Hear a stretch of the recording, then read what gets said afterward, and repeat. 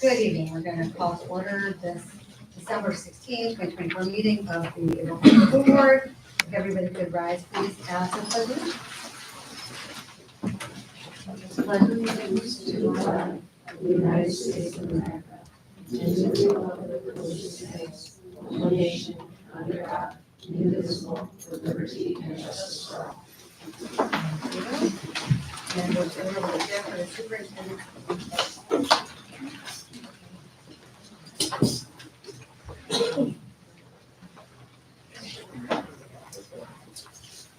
Good evening. A relatively brief report tonight. Just want to make sure the board is aware of a couple things. The town of Sand Lake has a planning oversight committee. I attended their meeting. Their concern, the reason they asked me to come was regarding the pedestrian traffic from crossing 43 from Gettle, back and forth between the high school and the gas station. This is a topic that's come up multiple times since I've been back in this role. We've met multiple times with the state. They've been out. They've been very agreeable in terms of coming out to help us look at it. In the end, it kind of mentions there with their update, is I offered to talk to both DOT as well as our local elected officials. There's an issue there with sidewalks that they need to be installed and then maintained by the locality. State would be involved in the permitting of that. So really their suggestion is coordinate with the town first. You need the sidewalks in order to have any type of crosswalk. So there's sidewalks, there's curbs, and there's crosswalks that all get kind of connected here. I did reach out to both Scott Bendett and Jake Ashby. They are very supportive and would like to be involved. But at this point, it's kind of on hold. But I do appreciate the Planning Oversight Committee's interest and involvement. It's something that we obviously feel strongly about. We've done some work with DOT. The best example would be the area around Algonquin.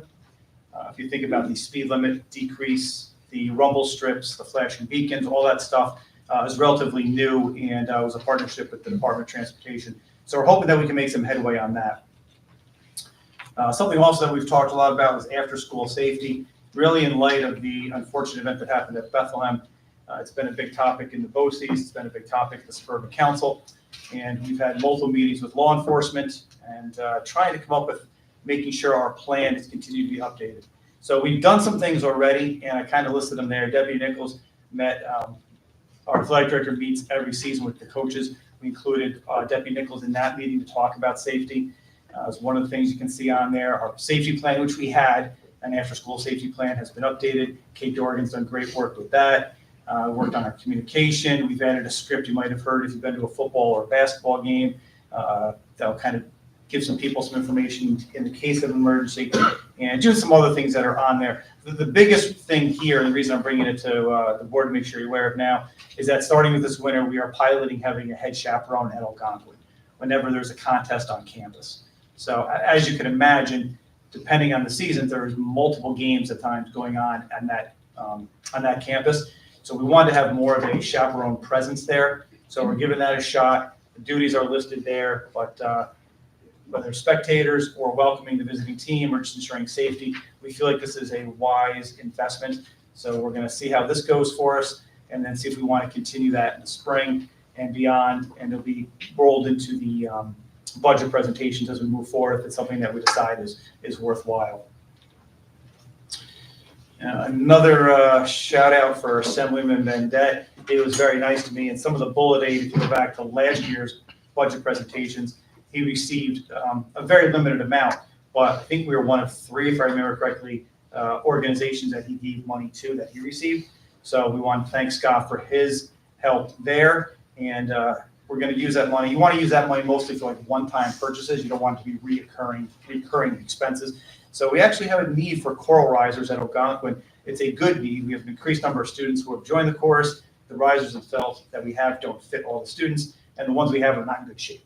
So that price tag for those was just around $20,000, so it's kind of a perfect match.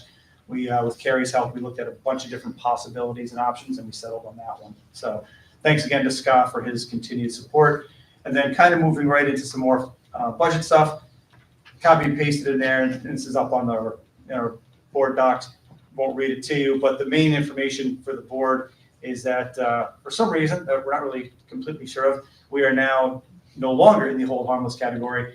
The aid run that came out has us getting about $300,000 in aid, which is a 1.66 increase. So we're not in the negative, and we're not in the zero, but it's not an overly generous amount as we start to build the budget for next year. So just want to make you aware of that. There's some more detail there in terms of some state projections and structural deficits and all that stuff, which I don't think we need to go into tonight, as the budget season doesn't kick off till January, so why rush it? But just wanted to give you that information there. And I think our friends at Questar are going to talk a little bit about that tonight in their presentation as well. So that's the report. And then we have the celebrations of success.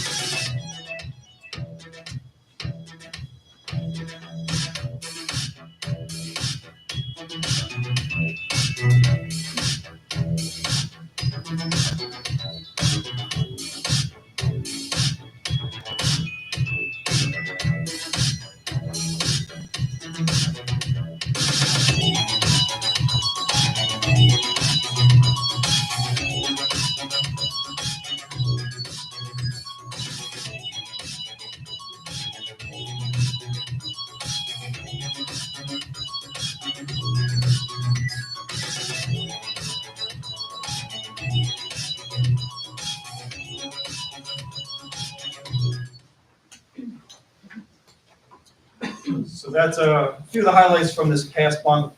Special thanks again to our communication specialist from Questar, Austin Crozier, who puts that together for us each month. With that, that concludes the superintendent's report. Thanks, Jim. This is our first public comment period. This public comment period is limited to topics on the evening's agenda. Those wish to address the board, ask to complete a request form, things like that, and submit it to the board clerk, that's Linda, in order to be recognized by the Board of Education President. Comments are limited to 3 per speaker. What did I say? 3, did I just say 3? 3 minutes. 3. 3 digits. It's been a long day. 3 minutes per speaker, my apologies. Visitors are invited to make brief comments, direct questions to the board, but questions are not generally answered during public comment. They'll be addressed, and the administrator will get back to folks. The 3 sheets I have right now are not on topics on tonight's agenda. We do have a second public comment period that these will have the opportunity to speak in. So we will move on to preview 2 presentations tonight. We have the first is from our Questar III BOCES. There it is. Hello, everyone.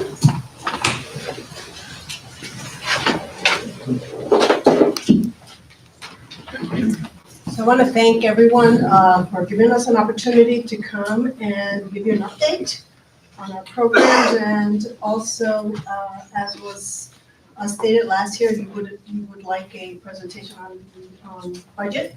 So we did bring one of our state aid planners to talk a little bit about budget. So this is just our Board of Education. Just wanted you to know we have 11 board members, and they have been either are or have been on boards of education of our component districts. So the state has been, we've been very involved with 2 initiatives, and these initiatives are cascading into the districts. One of them is graduation measures, the other one is regionalization. And I am going to invite my colleague, Dr. Niedermeyer, to speak about graduation measures. Thank you very much. My name is Jim Niedermeyer. I oversee all the academic programs at Questar. So as with everything else in the state, the graduation measures project took a very long time and required a lot of feedback. So this took approximately 5 years, and there were countless ways to provide feedback to this endeavor. At the end of everything, there were 4 proposed transformations by the Blue Ribbon Committee.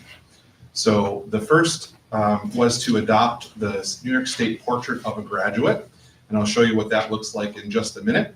The second was to redefine credits and expand learning experiences.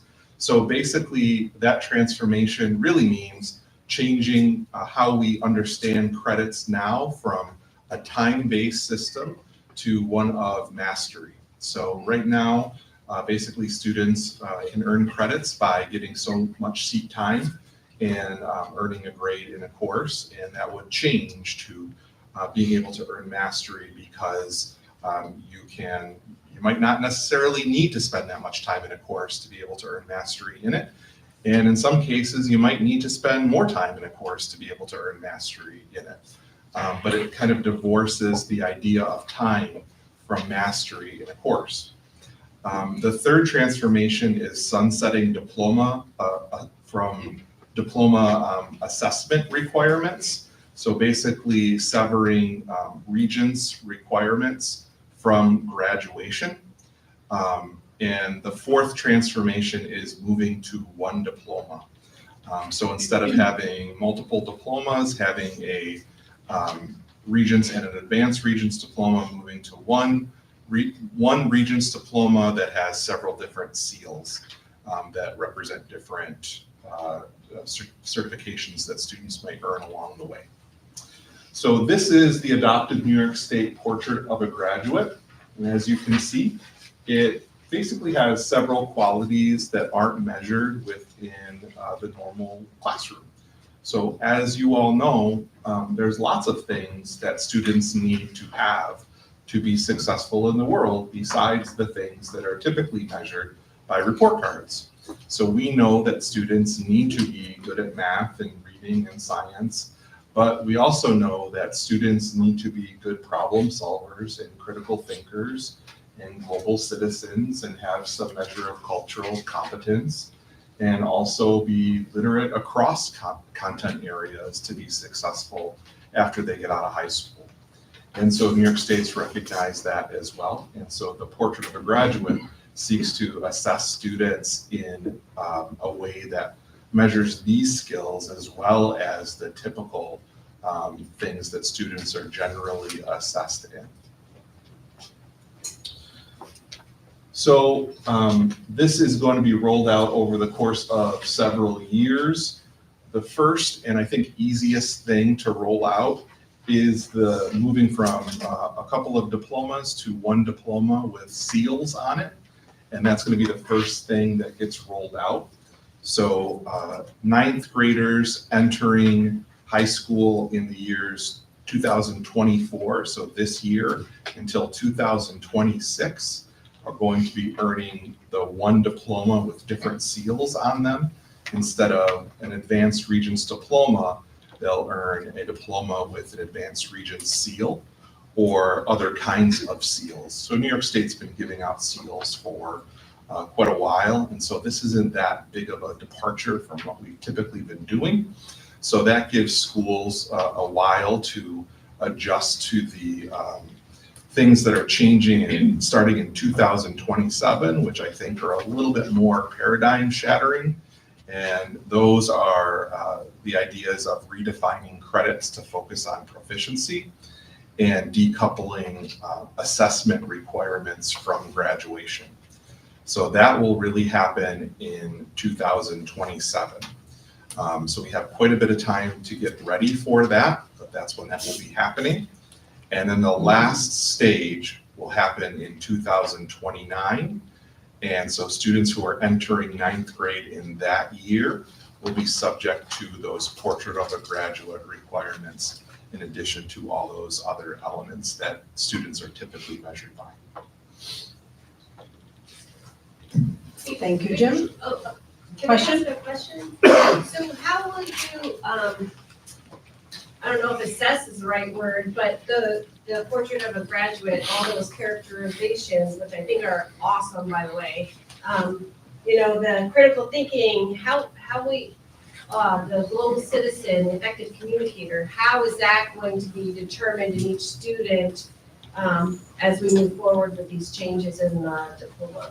That's a good question. So we've actually been doing that for quite a long time in some of our programs.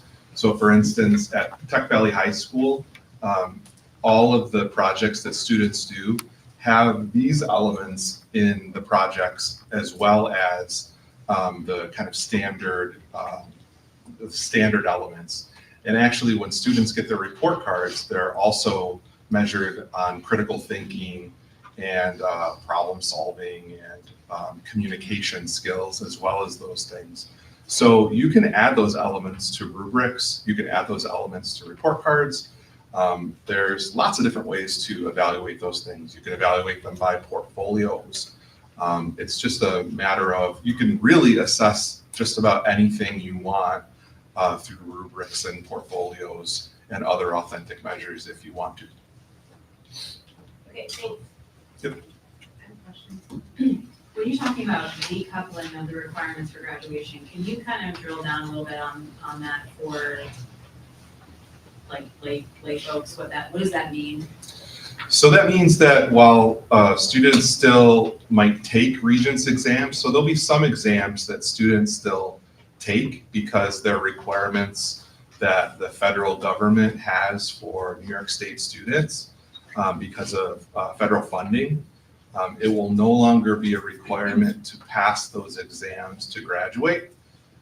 So you might still have to take a math exam in high school, but that math exam will no longer be used to determine whether the student passes math in high school, and won't be used to determine whether that student can graduate high school. Can you just give an example of, I just kind of, you can hear me, right?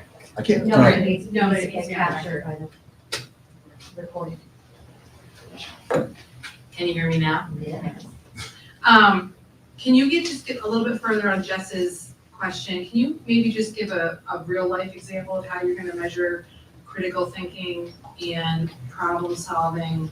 I mean, I guess I don't really understand how portfolio measures that, like what metrics are gonna be in place to measure that if there is no standardized testing exams? Sure.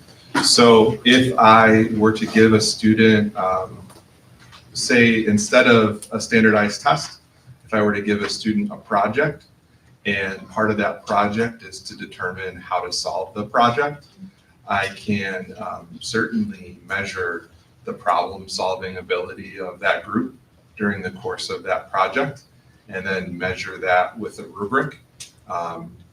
And we've been doing that for a long time in different classes. So there's a little bit more discretion involved under this method. Yeah, it's certainly not as objective as a standardized test. And there is some subjectivity in rubrics, but you can also write rubrics in a way that is also pretty objective.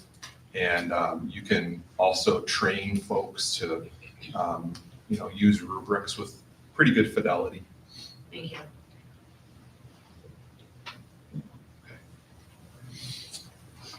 All right, the other big initiative that the state has been rolling out is regionalization. The Board of Regents did adopt an emergency regulation back in September 2024. And the state sees three significant challenges. One of them is fiscal constraints, and we'll be talking a little bit more about that later. Student access to high quality educational opportunities, and the fact that students in different schools may not have equity in terms of access to programming, and the upcoming graduation measures initiatives that Jim just spoke about. So these two pieces are connected. And as you all know, we also face a declining enrollment and significant leadership turnover in our region and in our state and beyond. So regionalization is not a merger or has nothing to do with consolidation, annexation, or reorganization. There are funds for this type of initiative that have been set aside in the governor's budget.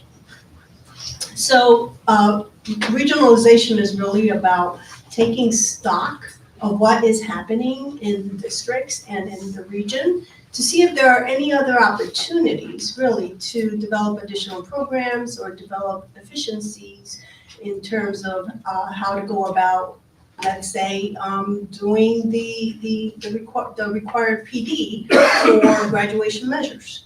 So that is what regionalization is really about. There's a timeline. There was a deadline to submit a needs and strengths survey, and that was extended to December 6th. Most of the districts in this region have already submitted that. Then there's an interim progress report due to the State Education Department in 2025.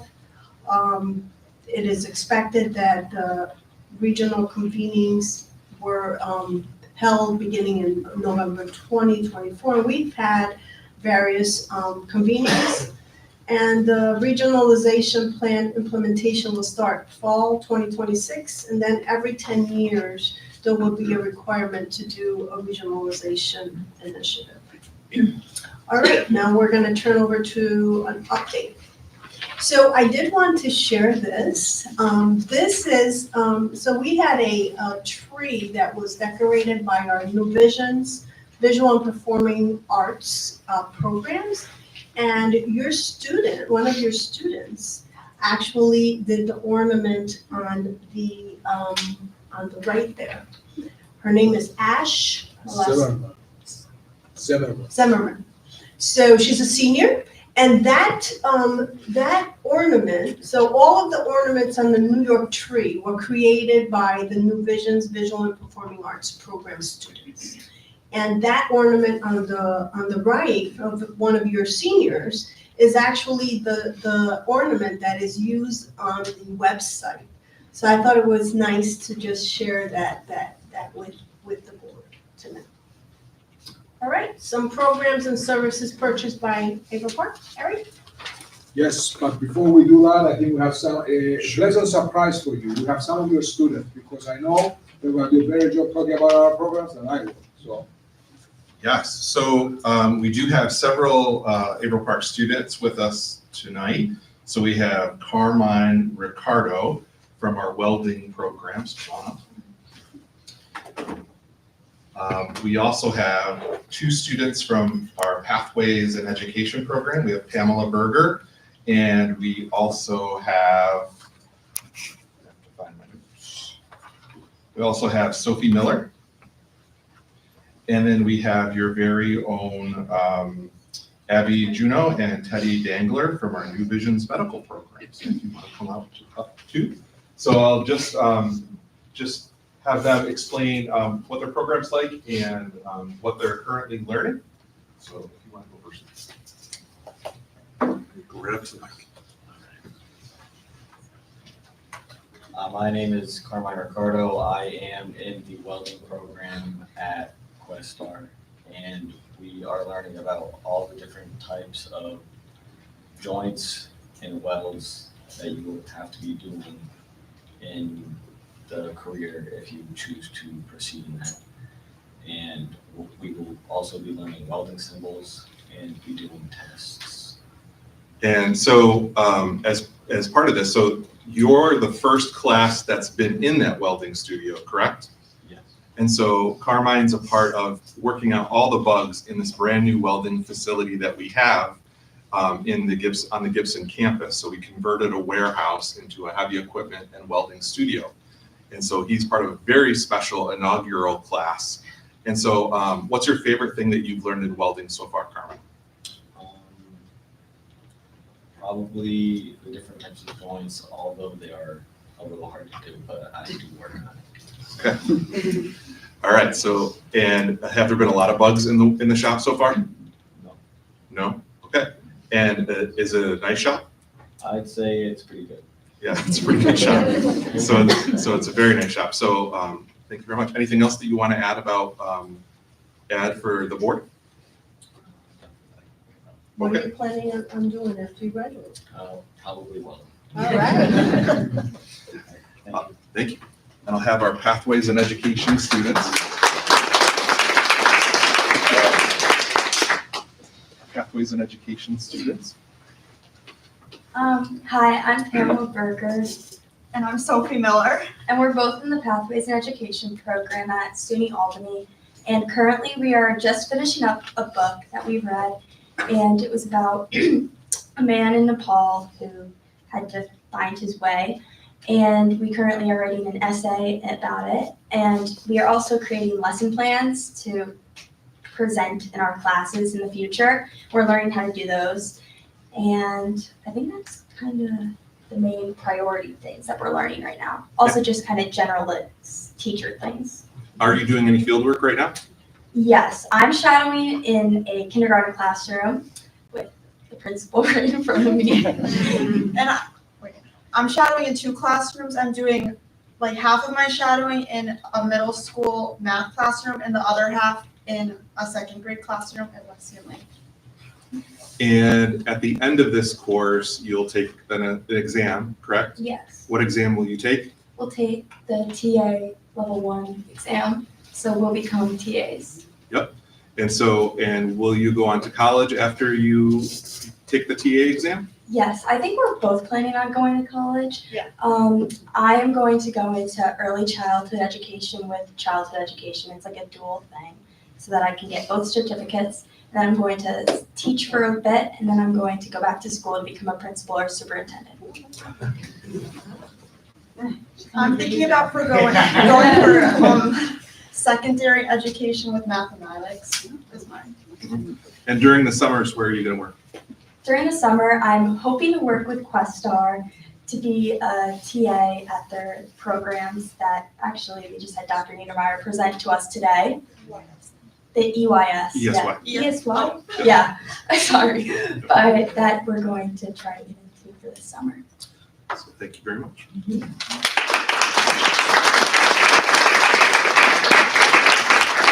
I'll say as of last year, 40 out of 41 students in the Pathways in Education program ended up becoming education majors. And this year we had our first Pathways in Education student actually get hired in the region. She's now a teacher in East Greenbush. So we're really excited about those folks actually coming back to our area and teaching in our area. They're really good people to hang on to. So if you have them now, hang on to them. So we'll try to keep them for you. And then our New Visions medical folks. Hi, I'm Abby Juno, I'm Teddy Dangler. and we're both in the Questar New Visions medical program. So what our program focuses on is like preparing students for careers in healthcare that are at least like 4-year careers, so nursing, physician assistant, physical therapists, physicians. Our main focuses are we shadow at Samaritan Hospital once a week. That's kind of like our home. So I know we had rotation today. I was in the OR where we were there. I was in hospitalist, which is pretty much just in charge of like all the patients and medications and like their plans until they are discharged. What is the most interesting thing that you've seen while on rotation so far? I got to see a C-section last week, so I feel like I have a good answer for that one. It was really quiet. Like it was a really great experience. I haven't really seen that much, but I'd probably have to say I was in like radiation 2 weeks ago, and I just got to see how they do like radiation therapy on people with like different types of cancer. So that was pretty cool. And what do you want to do when you graduate? I want to be a physician assistant or a physician. I'm still deciding exactly what field. But we're also taking like anatomy and physiology at Hudson Valley, which is like a super hard course, but it's been really rewarding and we've learned a ton. So it's been a really great like start for our healthcare careers. I also want to be a PA. Yeah, that's pretty much what I have my mind set on at this point. So the New Visions medical program was so popular for so long that we actually opened up a second section in the south. So we opened up one at Columbia Green Community College, and it also operates out of Columbia Memorial, so that we could actually divide up and we didn't have so many students on the waiting list. But we're really proud of you. We know that anatomy and physiology is really, really hard. And I don't think anybody else understands how hard it is back at your district probably, but it's a really hard class and you guys should be commended for that. Thank you.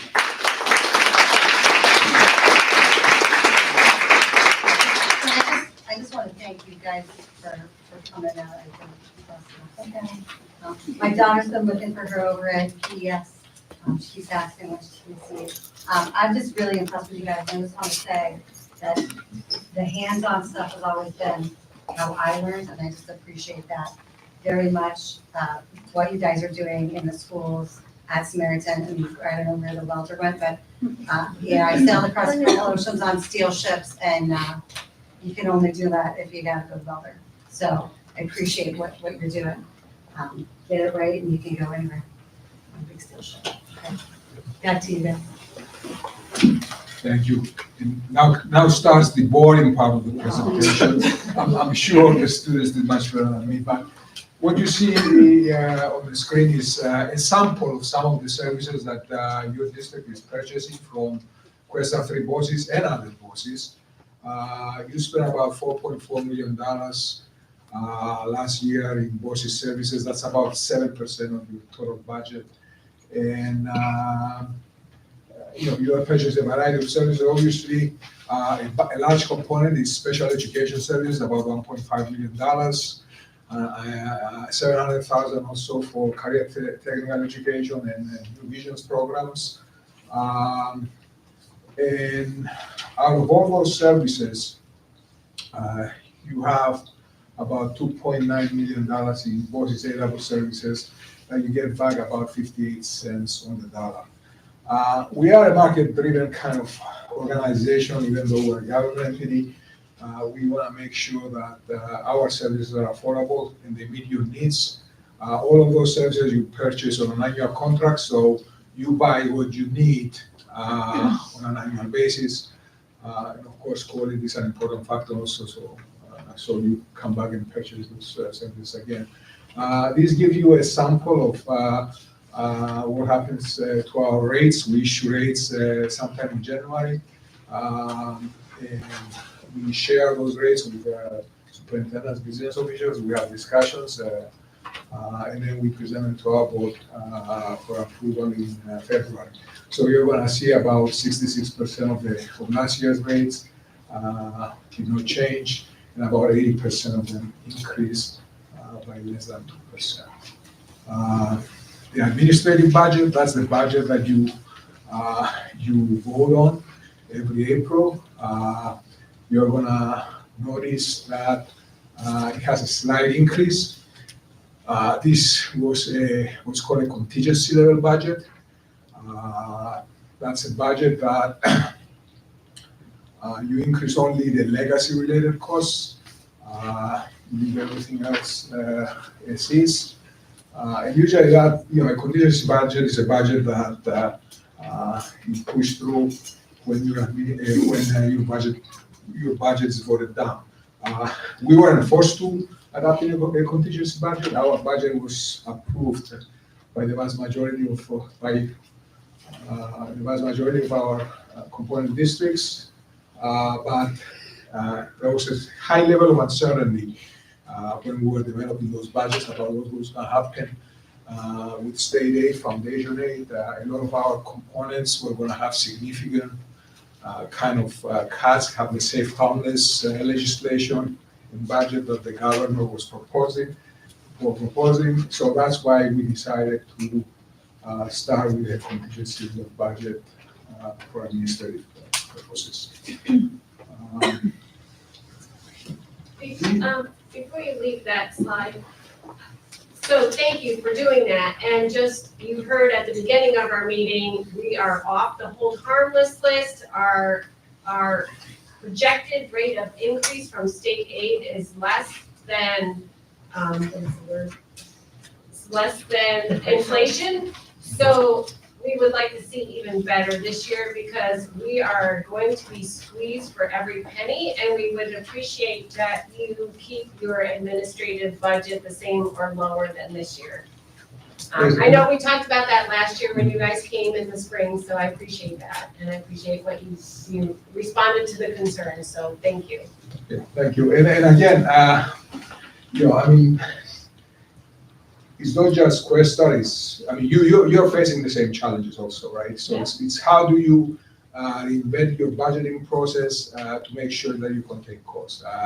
And that's something that's built into our DNA around Questar, because quite frankly, it's not just, you cannot pass those costs to all of your clients. It's a matter of survival for us. If we develop services that people cannot afford, it's no good to them and it's no good to us either. So we are very reactive to what's happening out there in our component school districts. Thank you. Advocacy. I think last year when we were here, it was in January, and it was just as soon as the governor had issued her budget, and I would say that we were all caught by surprise because nobody saw the safe harmless cuts coming. We were 100% surprised, and your district was obviously adversely impacted because I believe the proposed cut to your district was about $160,000, which is significant. That's at least a teaching position. So it was a significant cut, and it wasn't just the cut; it's also the growth wasn't there, right? So you weren't just cutting the budget; you are also growing the budget. When the expenses grow year after year, you have contractual obligation, you got other inflationary pressures that are put on the school district. So our BOCES has a superintendent advocacy committee, which really focuses on what kind of advocacy efforts to make. And we did hire a human staff to kind of help us develop the strategies, to help us select what we're going to push for, to kind of give us the lay of the land. And so, every month when our superintendents get together, we bring them in just to educate them and let them know what's going on in Albany. What's going to come down the pipe, what can we push for, and what is a taboo, so to speak. So I would say this: I'm proud about the work that we did last year. I think everyone worked together. When I was here last year, I was kind of surprised. I was kind of afraid that because half the districts were doing a little better than the other half, that there were going to be some conflicts among districts. I would say that did not happen. Everyone worked together. Everyone said, you need to fund education adequately. What you're doing is not adequate. And I think the governor, quite frankly, got the message. Already, I think she made some remarks that she's not gonna try and touch the safe harbors this year. But there is still work to be done because of the EV bus conversion. That's gonna, talking about inflation, you currently spend maybe about $150,000 on a diesel bus. One of those EV buses that will be pushing north of $450,000. That extra $300,000 is going to have to come from someplace, right? So I am glad that, believe it or not, the Rockefeller study says that the state should absorb the cost of this EV conversion. That's something positive. I don't know if they're gonna put their wallet on the table, but I'll tell you, all these unfunded mandates would create a lot of issues for the districts. I think the governor, last week, she signed a law that says we gotta air condition all our classrooms. That's cost some money, So all these unfunded mandates definitely impact us. So a couple of other projects that we're in, we're definitely pushing for more BOCES aid. Right now, BOCES aid is limited to the first $30,000 of annual salary. We believe that's really needs to be revisited. And then there's a number of BOCES aid level services that they are BOCES services that are not aidable, and we want to make them aidable so we can push more aid out to our component school districts. Of course, what we want to do is, I brought with me today Mike Loss. He's our resident expert in foundation aid, and also he followed very closely the Rockefeller study. So we're going to try and go over with you where we have been and guess, and I underline guess, where we're going to head into this budget season. And, we'll share whatever information we have. So, Mike. While Mike's preparing, I just have a couple of comments and maybe questions related to the advocacy piece, because I continue to struggle with the costs associated with the Hidden Stroud affiliation, only because from our perspective, I know Michelle and I put an immense number of hours towards advocating on the district's behalf, and I don't really see the value in that relationship. I don't see where that value is coming back to us. I think the amount of effort that we've had to put in our own boots on the ground effort to advocate on behalf of the district, and the amount that we've been able to move that needle, we should be seeing, I think, a lot more return on the investment for that affiliation. There were some other advocacy efforts that weren't included in there, such as the arbitrary requirement for us to change our name, which is another unfunded mandate that we are going to be facing a six-figure bill for. So as far as advocacy goes, I would really like to see quite a bit more results from that relationship. if we're gonna continue to pay for it?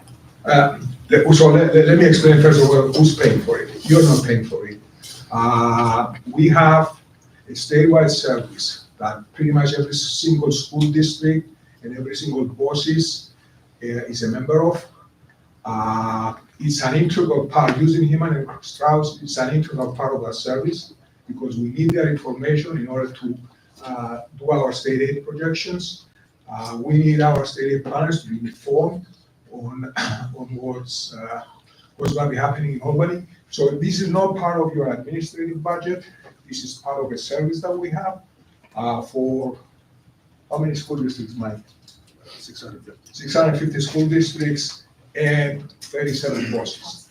It's the largest service in the state. So that cost, whatever we're paying Heman Strauss, is spread about this around close to 700 school districts and BOCES. So Mike, you want to talk about?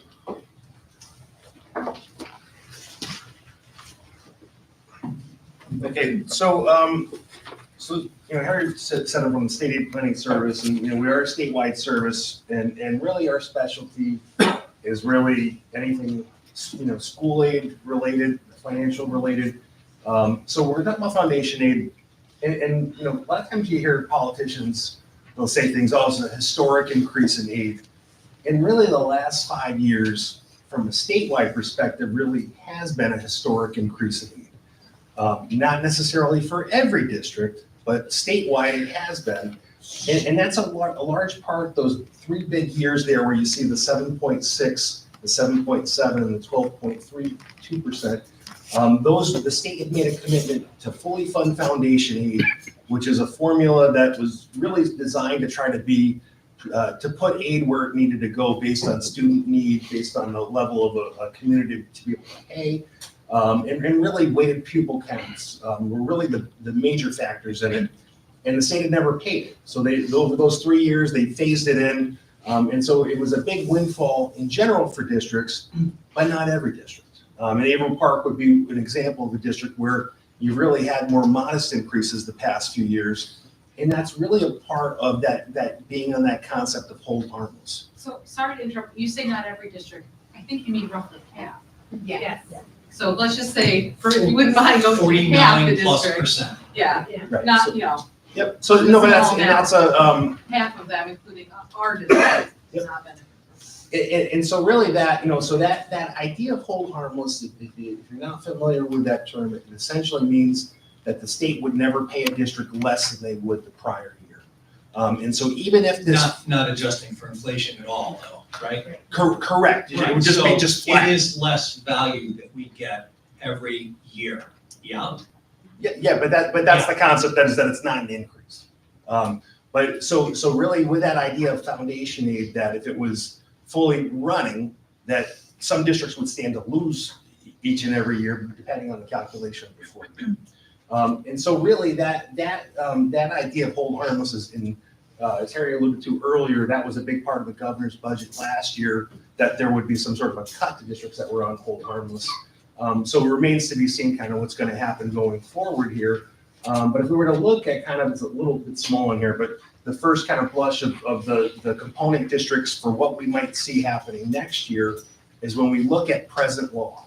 And so in November, the state puts together what's called the November database, and it reflects state aid based on what's in present law. And under present law, every district would either get the greater of the total foundation aid, which is the formula, or essentially the base, which is hold harmless. You wouldn't get so you either get zero or you get what the formula is.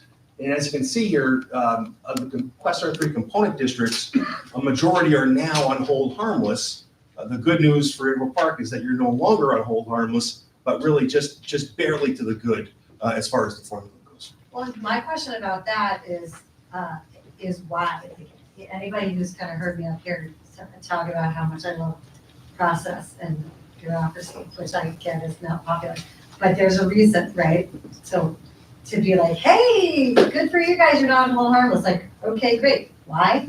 Because without the why, it feels very capricious and very, like, it feels like next year, maybe we will be, or the year after that, maybe we'll lose a bunch. It just feels very like on very shaky ground to not know. Like, Absolutely. it's great, I'll Yep. take the 1%, it's still not as much as inflation, but it's just, so if any of you guys, like I know you guys have the inside track on a lot of stuff, but if anybody cared to find out why we're not on the water anymore, I would take that information. Sure, yeah, and so I can speak to that. So, part of the thing is Averill Park's been like on the cusp. So, Yeah. so hold harmless, but just kind of just over the edge, not really extremely one way or the other. And really, it looks like things have changed more in other parts of the state more than things have changed here. So it's a matter, particularly as far as wealth measures go. There's we saw some really major climbs in areas just outside of the city. Because when we're looking at property wealth, as far as the formula goes, it's a 3-year lag. So we're looking at the 2022 year. So we saw a big move of people out of New York City to the east end of Long Island, up to Westchester, actually all the way to Columbia County. We saw some really massive property value increases in Columbia County. Averill Park has had increases, but they haven't been as extreme. So it's one of those things where the formula, it was always said, oh, if we just pay the formula, everything's good.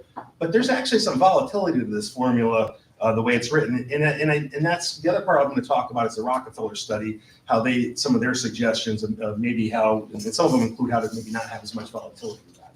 But going on, kind of the other part of this present law database, as you can see, when we talk about hold harmless, some of these districts, it's very extreme, that difference between how much aid they're getting versus what the formula says. In some of the districts, it's moving, every year it's moving farther apart. So if there were to be any kind of a plan that the governor had last year, that could be very consequential to a number of these districts. So it just gives kind of some perspective locally, kind of where you stand. So talking about the Rockefeller study, in last year's New York State budget, there was recommendations for the Rockefeller Institute of Government to look at foundation aid and to make recommendations to make changes to the formula. That this formula has been around since the year 2007-8 was the first year. So they did this study. It was a 319-page study, so I'm gonna do it on one page, trying to be economical here. And so really kind of the things that they looked at for student need, some of the things that this would be one that would affect Averill Park, free and reduced price lunch counts, moving to community eligibility where all students get free lunch. There's what happens is because the parents aren't required to submit an application, the consequence is that it doesn't register all the students that you would get.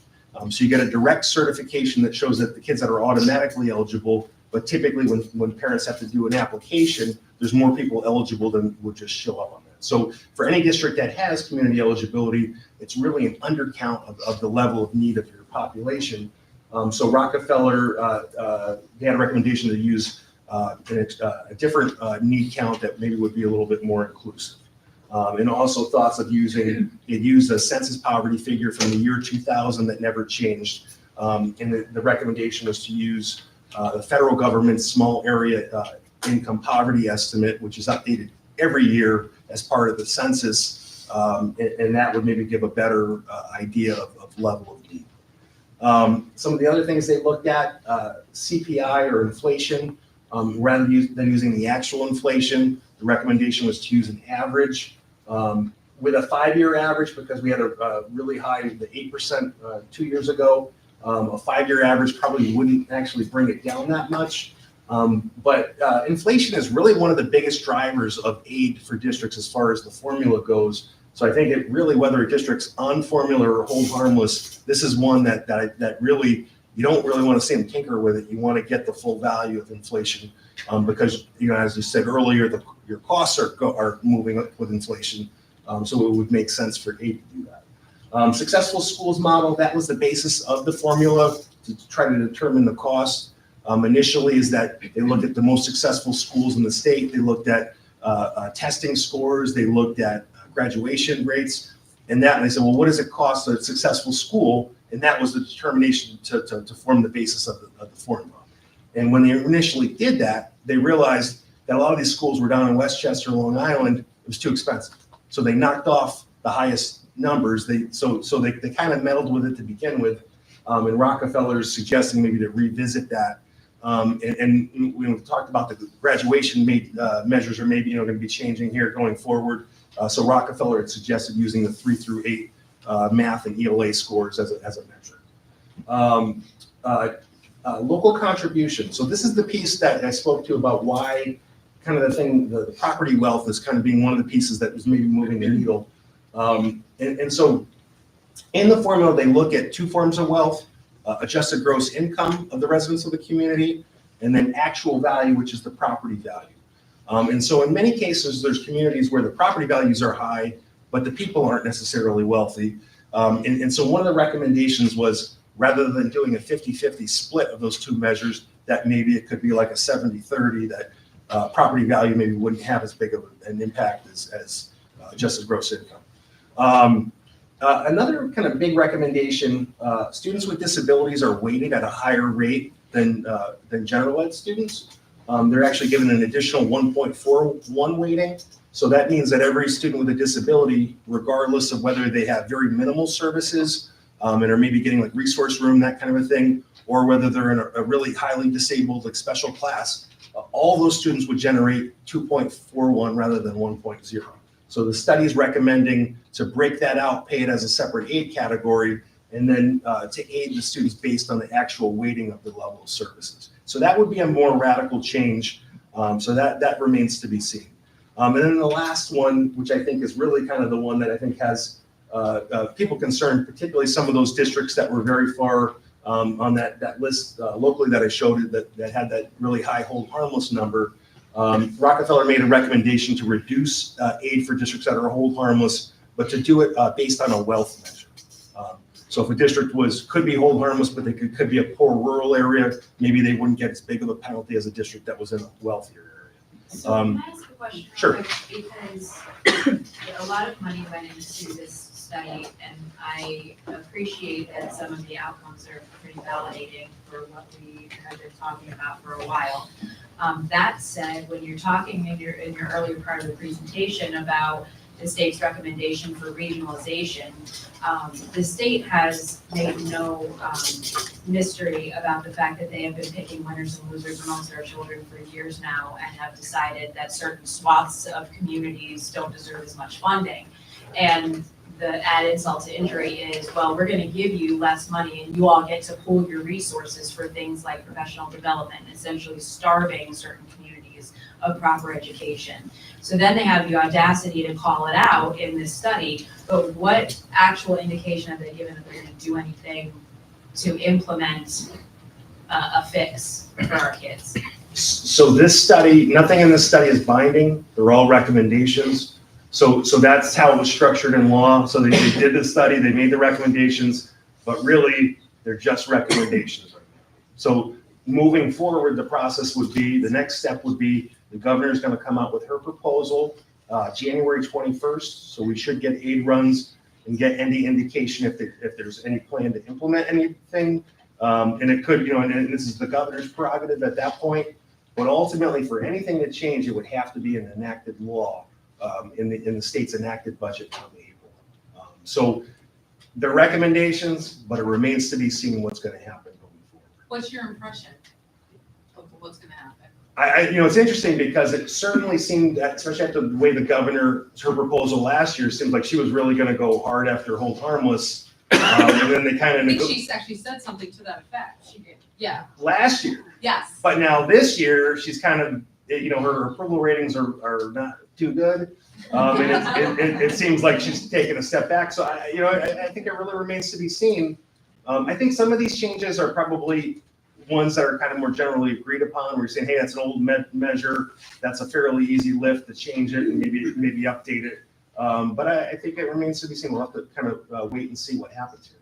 The other question, because there's so much that goes into that initial formula and now this new formula, which is part of what's made it so complicated for us to advocate and pinpoint, how it's, I want to say hurting, crushing our district. So what would you say, what has changed about the current formula versus what's happening now, like kind of the big changes? Or if you can maybe, why do you think we as a district didn't do so well under the prior formula? Because I've tried to understand the formula and I can't do it. Well, I would say one thing, and one of the things that they mentioned in the Rockefeller study is kind of like an addendum. They said some other areas to look at. That idea of when the formula came out, there was no property tax cap. And so in theory, it says, oh, you have all this wealth, oh, yeah, go ahead, tax for it. But that's not realistic. In some of these communities, and then one of the other pieces with hold harmless, there's districts that were so wealthy to begin with that if you ran the formula, they would have gotten nothing. So they made a $500 minimum. Everybody at least gets $500 a kid. And one of the Rockefeller recommendations is to get rid of that.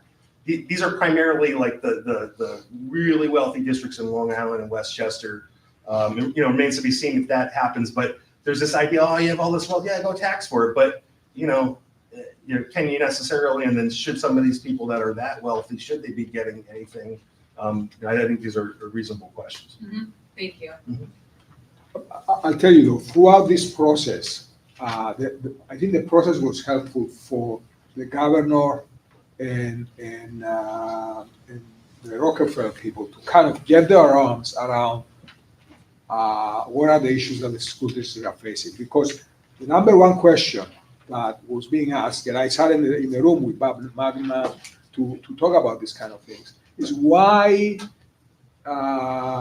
school district budgets keep increasing when the enrollments keep decreasing. That was like a sticking point in the. I think I remember a statement as to the effect of not wanting to pay for empty seats. Right. But then what was explained to them is that when these formulas were developed, this is how much we were doing for students, and now we're doing this much because every problem becomes a school district problem. Mental health crisis, guess what? So now I think she understands that better. Also, we made the point about all these unfunded mandates that they keep coming down the road, like this EV conversion, electronic vehicle, the electric buses. That's going to cost millions of dollars. Where are those dollars going to come from? And especially when we have the tax cap. What was the answer? Well, the answer, I'll tell you, I'm glad that they included it as one of the recommendations to say, hey, pay for it. Yeah. Right? You wanna create these mandates? Pay for it. Yeah. So we'll see what happens. That's promising. I don't want to get my hopes up yet. I mean, yeah, and. Took a turn for the worse last year, but. Pay for it, but not to the detriment of programming. Because the vehicle that gets the children to school is not more important than the child going to school. What they're learning in the buildings is the most important thing. How they get there, yeah, if we can do it in a way that is environmentally clean, great, but not to the detriment of programming. And I think he's saying that they're in addition to, not pull from one for the other. Exactly. It has to be a new individual. That's why they're saying increase the amount of state aid so you can cover that conversion out of the state funds, not the local funds, so it doesn't impact programming. I think they're getting it now. I think that they started to understand. Thank you. Well, just to clarify, we have about a month or so, not even, right, to get a sense of where the governor's actually going in on all this, right? So in about 3 weeks, we'll see a budget come out of her office and we'll go, okay, she was listening for, or missed the mark, yeah, so. But right now, like I said before, we're guessing. Yeah, I'll be eager to get there. I know these are kind of unfair questions, but thank you for entertaining them, and this was helpful to understand. All right, so thank you again. I do want to recognize one of our board members who's been with us both this year and last year, Mr. Frank Slack. So thank you for joining us. And thank you for giving us the opportunity to share. Can I just say one more thing? I know in January when the runs are out, you want us to come out and kind of slice and dice and analyze the numbers. We can do that. That's part of the service that we provide as well. Thank you.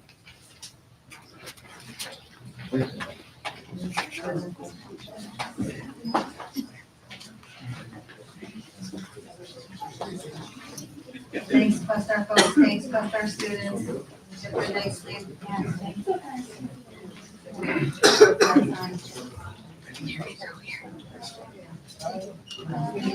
up, we have elementary school building work.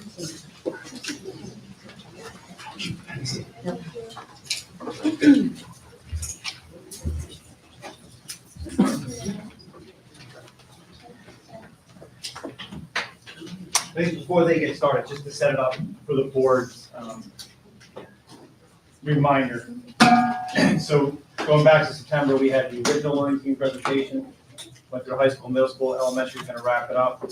And then as we transition to budget season in January, we are going to have a presentation that Matt's going to do to kind of bookend this whole thing.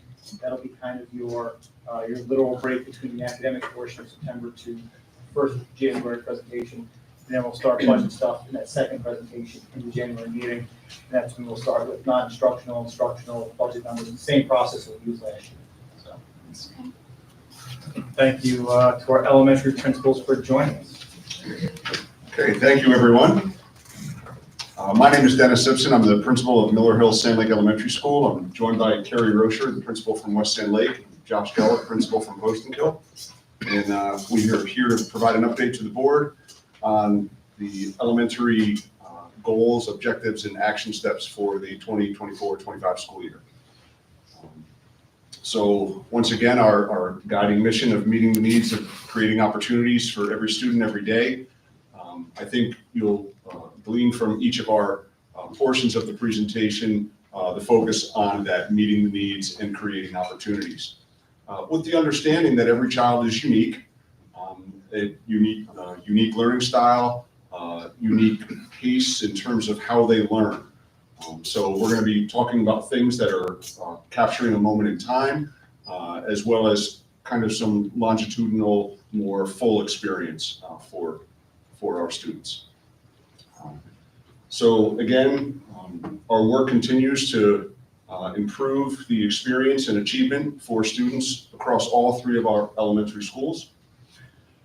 And I'm going to start with goal number one. So goal number one is our district goal is students will graduate college and career ready. How do we address that and tackle that at the elementary level? Our objective for this school year, similar to previous school years, is that we want to improve reading fluency, one measure of literacy acquisition. And we set a targeted number of 65% proficiency as determined by district benchmarking fluency measure that we'll talk about as well. So there's our goal, there's our objective, presented in another manner. This also includes the action steps as developed by all of our teaching teams.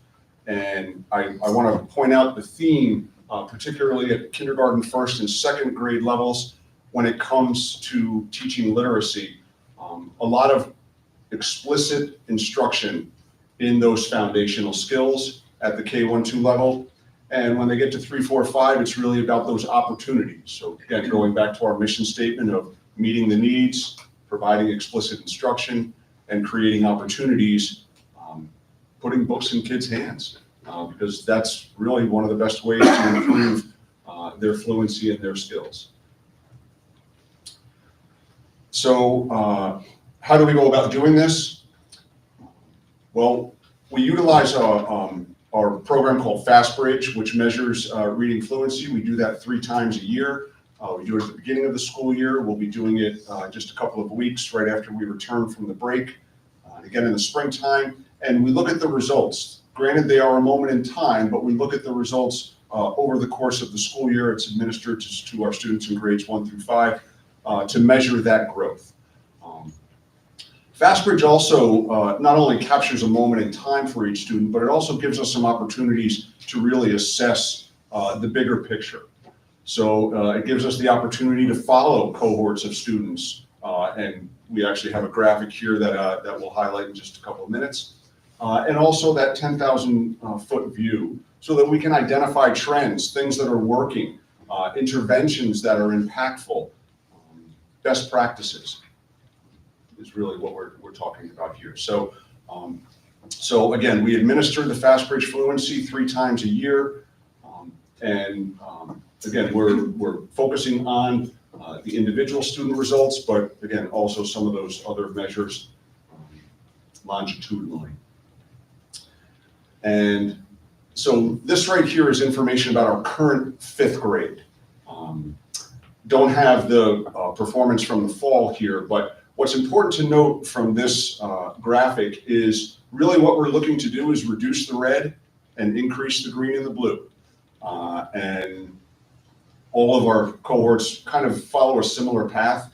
As you can see, in first grade, roughly half of our students are fluent, but they're still learning how to read in first grade. It's not till they really get on into the more intermediate grades where they're really practicing and immersing themselves in those fluency and literacy skills. So really, this is a trajectory that we're looking for.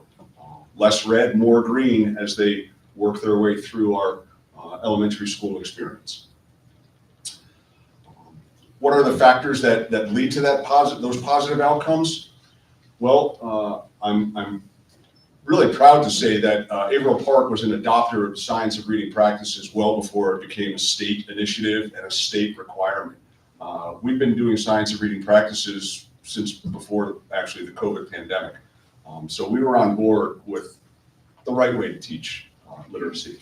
Our literacy programs, Super Kids at the primary grades and Read Side by Side at the intermediate grades, those are the programs that we use as part of our English language arts curriculum.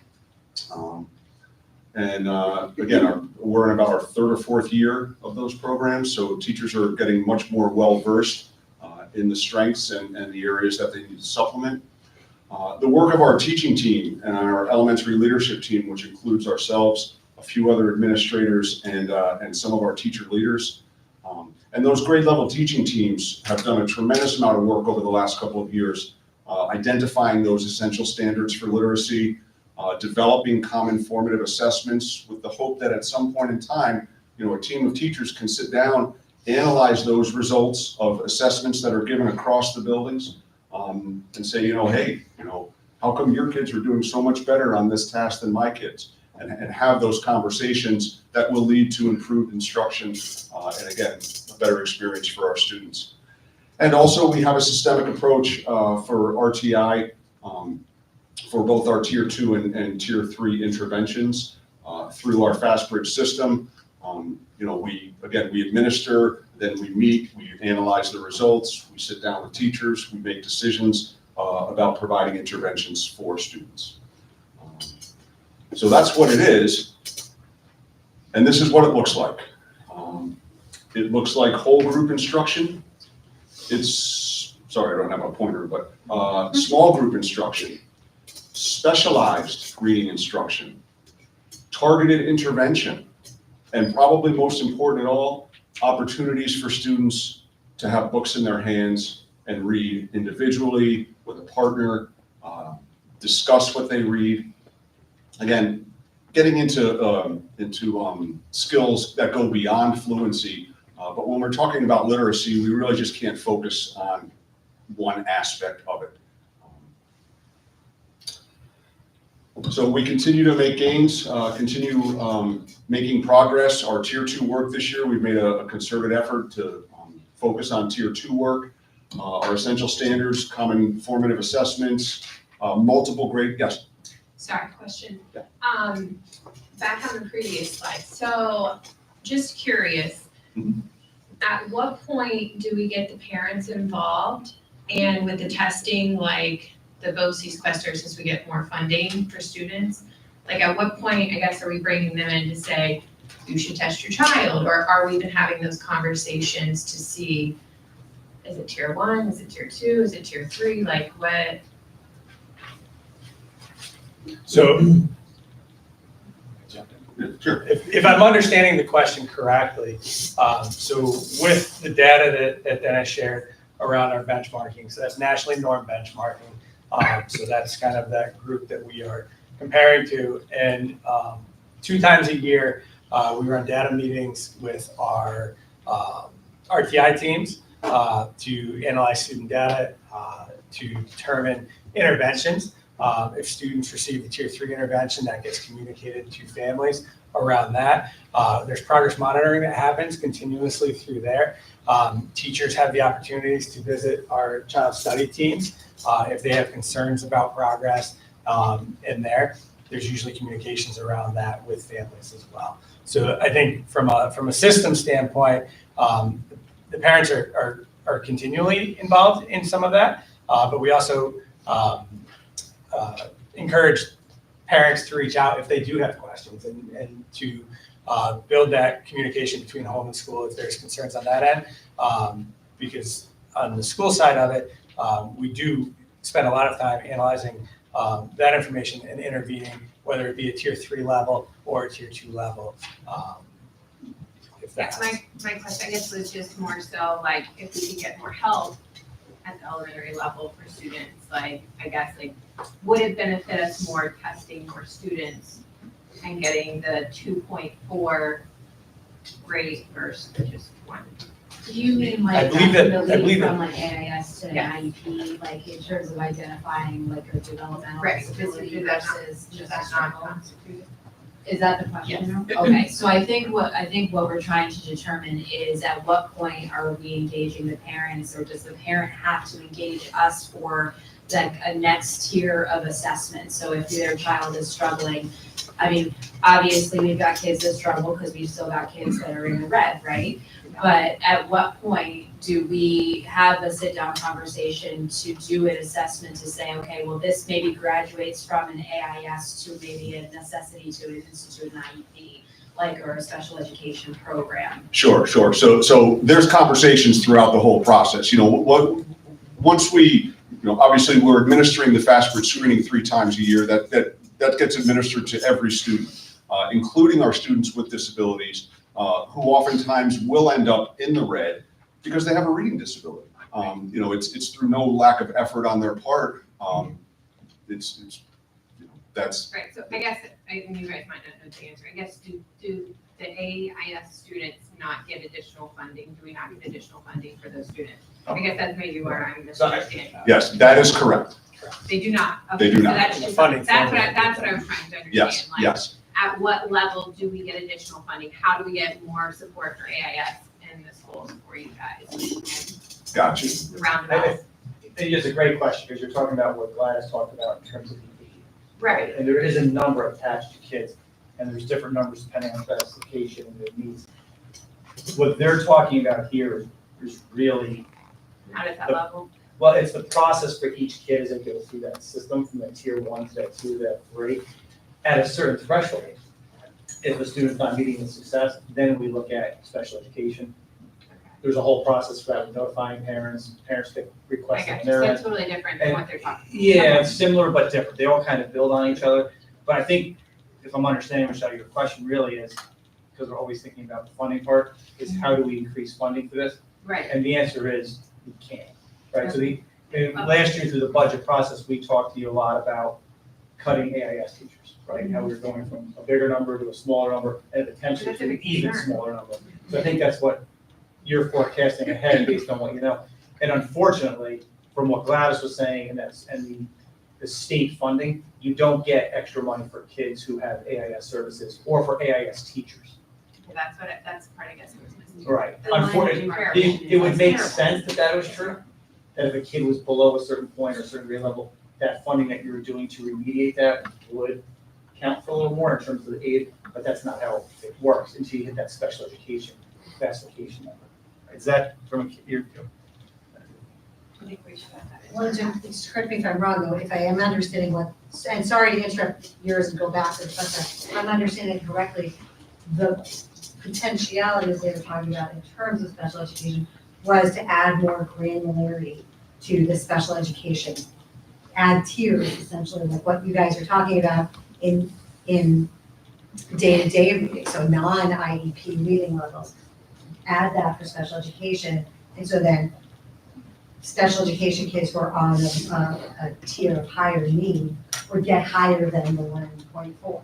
Right, and so, I think but that's all in the wind right now, right? But I That is the think where proposal. they missed the mark, and unfortunately where they missed the mark, and this has come up a couple of times in conversations, is you've got your high achieving students that are gonna do well, like you could have them, taught in a leaky, like they're just, the high achieving students generally do well.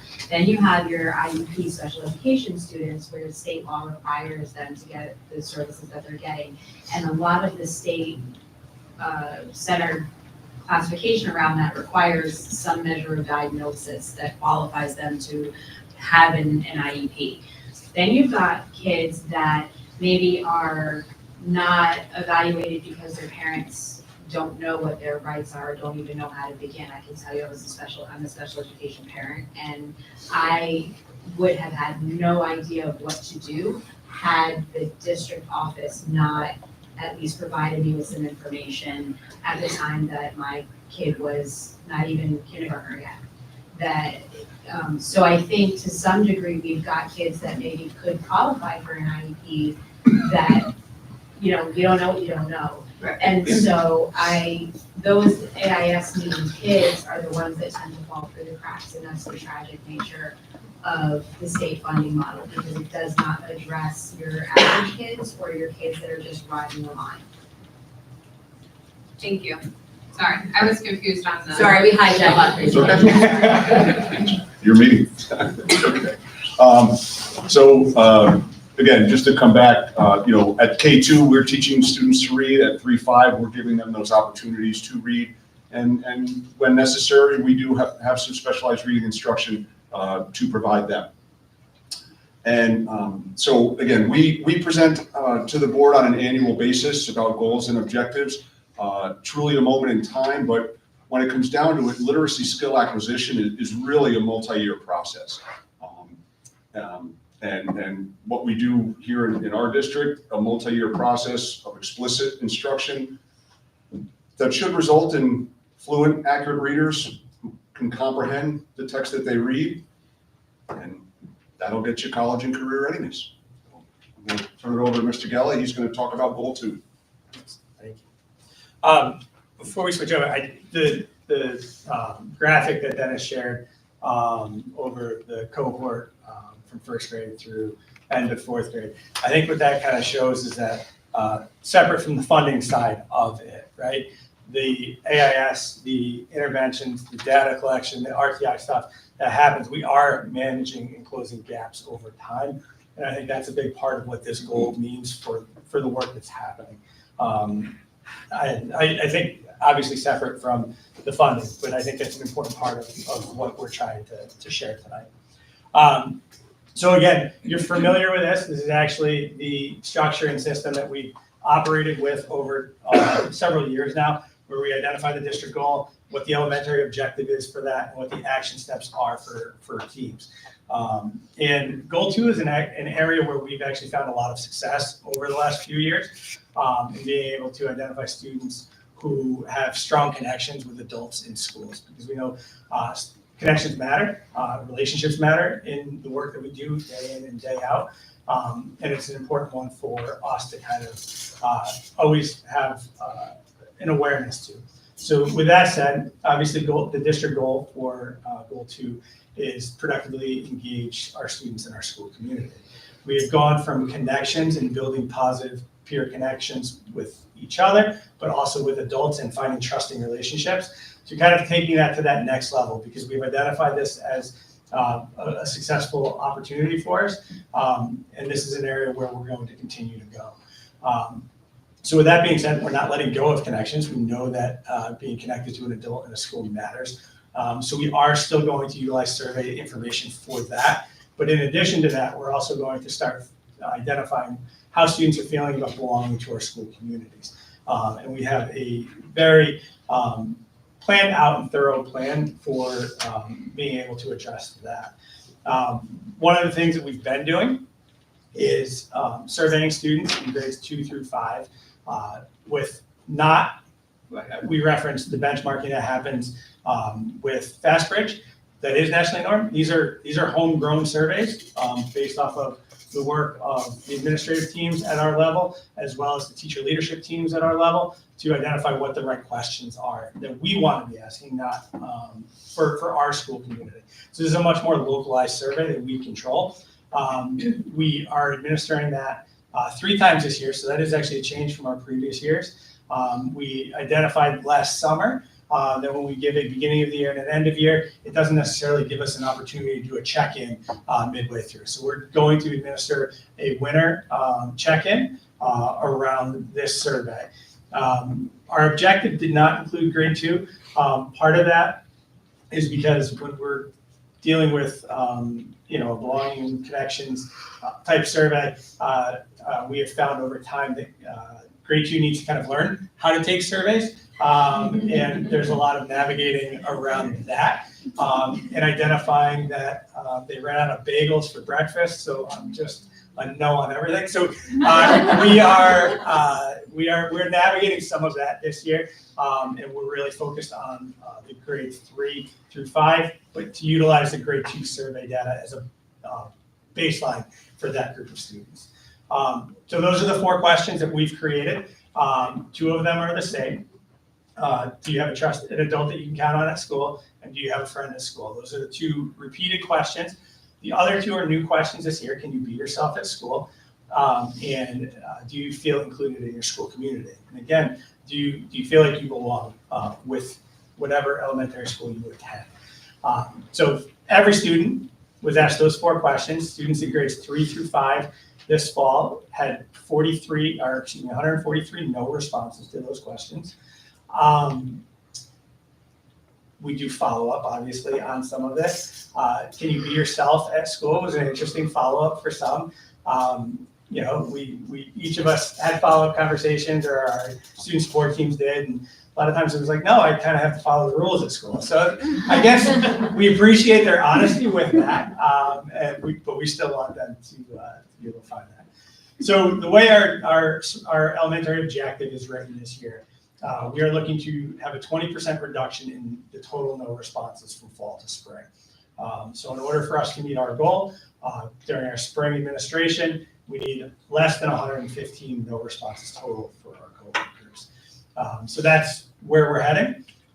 And we obviously, like everything else that we're doing, we have a tiered approach to how we support our students here. Tier 1 is always going to be all students. And we have school-wide expectations. Each building has adopted school-wide expectations, whether it's the West End Lake Way, Tiger Paws, or PES Pillars. They all are centered around safety, kindness, respect, responsibility, and respect. And then over the course of the last few years, we've all developed some positive recognition systems within our building so that we can take time to recognize the students who are meeting what our expectations are, and supporting that positivity throughout our schools. All 3 of us at the beginning of the year really spent time speaking with faculty and staff and those who work with our students day in and day out about really striving for a 4-to-1 ratio of positive interactions to corrections.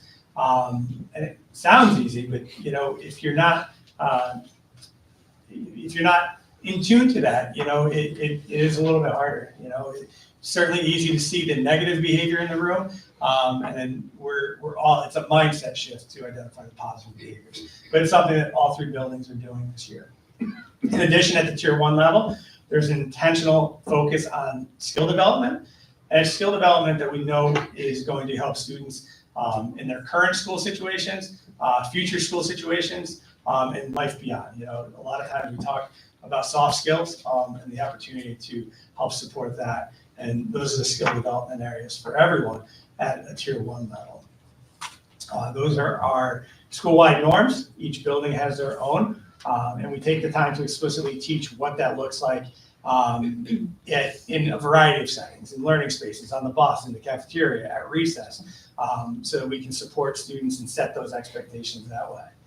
There's a lot of training for faculty and staff that went into this work, and our teachers have done an excellent job of really supporting this work, recognizing the positives, and really taking this on so that it doesn't matter whether you're in the hallway and it's your teacher, or you're in the hallway and it's anyone walking by you. We can address that through our school-wide norms. In addition, we conduct fidelity reviews of this over the school year. So Tier 2 is an area, Dennis referenced it from an academic standpoint. This is an opportunity that we're all kind of moving forward with, which is check in, check out. All 3 buildings have been trained by Dr. Steve Rapalia, who is a part of he's kind of our connected person to our New York State MTSS grant, and he's provided trainings to a wide variety of people in our district since joining us. West End Lake was trained last year, the previous school year, and did a pilot last spring, and is currently working towards full implementation. Post and Kill and Miller Hill were trained last month, and we're going to pilot when we return from break and hopefully move towards full implementation. What is check-in, check-out? It's a tier 2 intervention that establishes goals and tracks progress. It can be utilized for a variety of targeted interventions, whether it's attendance, emotional regulation, or behavior. And it really requires a lot of staff training, which is why we build up to this and take time to strategically build systems that will work and will last.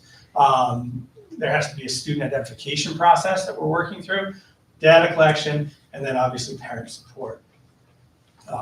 Check-in, check-out is a partnership between a student and an adult in the building. It can be any adult in the building once trained.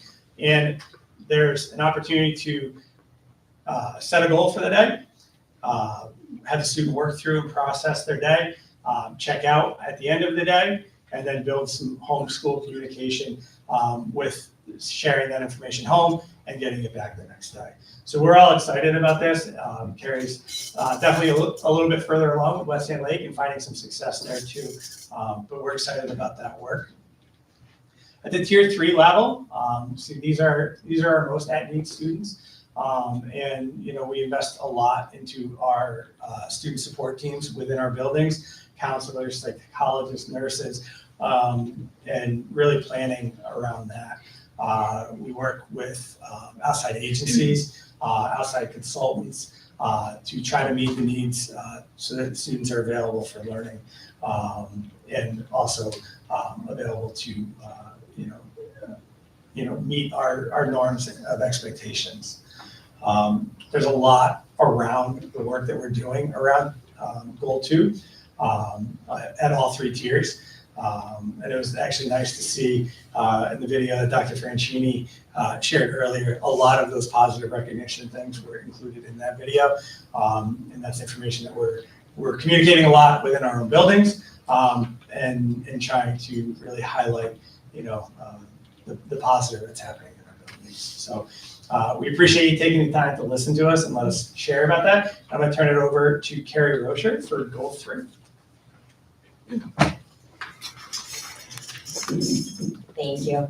I apologize. I am in the midst of a viral illness because, the little ones, they like to share. We teach them to share. And they like to hug us. And we have lots going on in our buildings with lots of viruses we're hoping to get rid of before the holidays. So I will be brief to save my voice, but also I know you have a lot on your agenda. It's been a long night, and we appreciate the opportunity to come here each year and share what we're doing. Of course, this is what our teachers are doing, what our students are doing, and it's really important for you to see those things at the boots on the ground level. And we're really proud of all that we accomplish and do each day. So I usually have Goal 2. This year, I know, we switched it up a little bit, and I am presenting on Goal 3. So this is not as robust of a goal in terms of tiers of intervention, but it is an important goal that as a district we work towards, having our students be digitally fluent and living productively and safely in a technology-influenced, controlled society. More and more each year we see the importance of teaching these skills so that our students can go off into the world and be safe and successful. So it is an important goal. We're really the foundation of it at the elementary level. So this is just a little graphic of how the state thinks about computer science and digital fluency. In 2018, they started looking at standards for computer science and digital fluency. And just this year, they have asked for full implementation of these standards.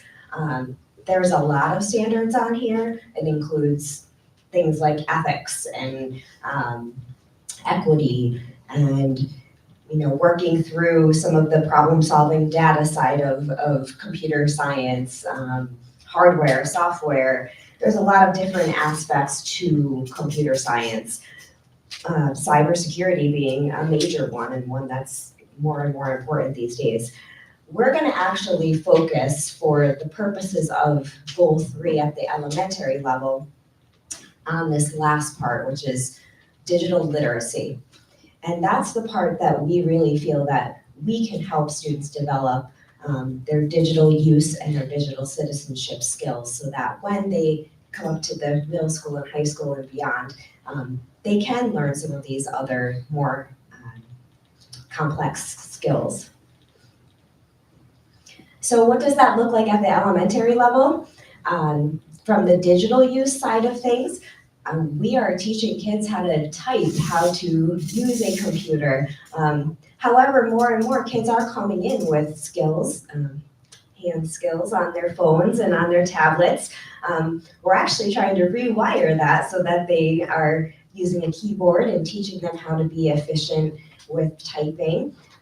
But they are coming in with more and more skills. So we're finding that over time we can ask more in the digital world of what kids produce.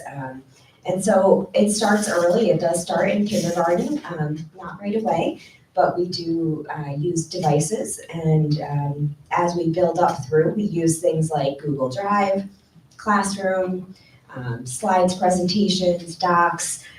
This image on the bottom left is something called AP Launchpad, which is our home base of where all of our apps and our software is for our students to access, and it's actually personalized to the grade level, to the class, to the student if we want it, and that's something that goes through Matt Haladin's office, and Melissa Weatherwax helps us tremendously with in the technology world. But that lets us give kids access to the things we want them to have access to, and that's based on their level and what is appropriate for them. So it builds over time. And then, of course, the digital citizenship side of the house, that is happening all the time. And you as parents are having those conversations with your own kids, I'm sure, about balancing your tech time and your digital footprint and how to communicate online versus in person and all of those big topics that come around digital citizenship. We're teaching them too, and we're teaching them in our classrooms all the time and also through our library media specialists, which they see once every 6 days in their special rotation. And they use actually this Common Sense Education site a lot. It has a lot of great free resources for schools to use. So this is really our focus, and I'm going to show you what the objective. So as a group, we come together and we say, this is a really big topic, but how do we as an elementary leadership team and teachers want to set a goal that we can measure that will bring kids towards higher levels of technology integration and fluency. So our goal for this year is that students will demonstrate learning on a topic by collaborating with peers to create a digital artifact that will be stored in their Google account. This is a lot of words, but basically we want them to be creating artifacts. They do all the time, right? We want them to be contributing and using technology in many different ways. We also want to set them up for the future with knowing how to use Google, right? That's an important skill, and Drive and all those important ways to keep yourself organized. This year, we added the word collaborating, and as a team, we had a lot of conversation about this because it's one thing to just create a digital artifact, and we all probably create many of them on a daily basis, but to work with your peers, collaborate, communicate, choose a tool that effectively shows what you've learned and communicates that to your audience is a really important thing. And we want kids to understand that they have a voice and they can work together and collaborate in a digital way as well. So that's really the essence of this goal. it doesn't have the same levels of tier 1, 2, 3, and if you don't get it here, you go to the next thing. We're always working with kids to help them to develop these skills. We just survey teachers at the end of the school year, and we say to them, did you do this? Did you have a digital artifact that your students collaborated on? We see them all the time. You probably see them all the time too when your kids show you things that they're doing on their Google Classrooms or teachers share. And I'll show you a few in just a minute. I do want to just mention this one more time. I've said it a few times already, but it is a shared responsibility. It's not just your classroom teachers who are working towards this. Our library media specialists are constantly involved in this work. Our instructional technology specialist, Melissa Weatherwax, works with our teachers on site and with classes to help them use new tools and come up with ideas. She does professional development with our teachers on new technology and how they can utilize it and meet the standards that we are now fully implementing. So here's the action steps. I'm not going to read all of these to you, but as you've seen from the other two goals, each grade level takes some time to map out what are some of those steps.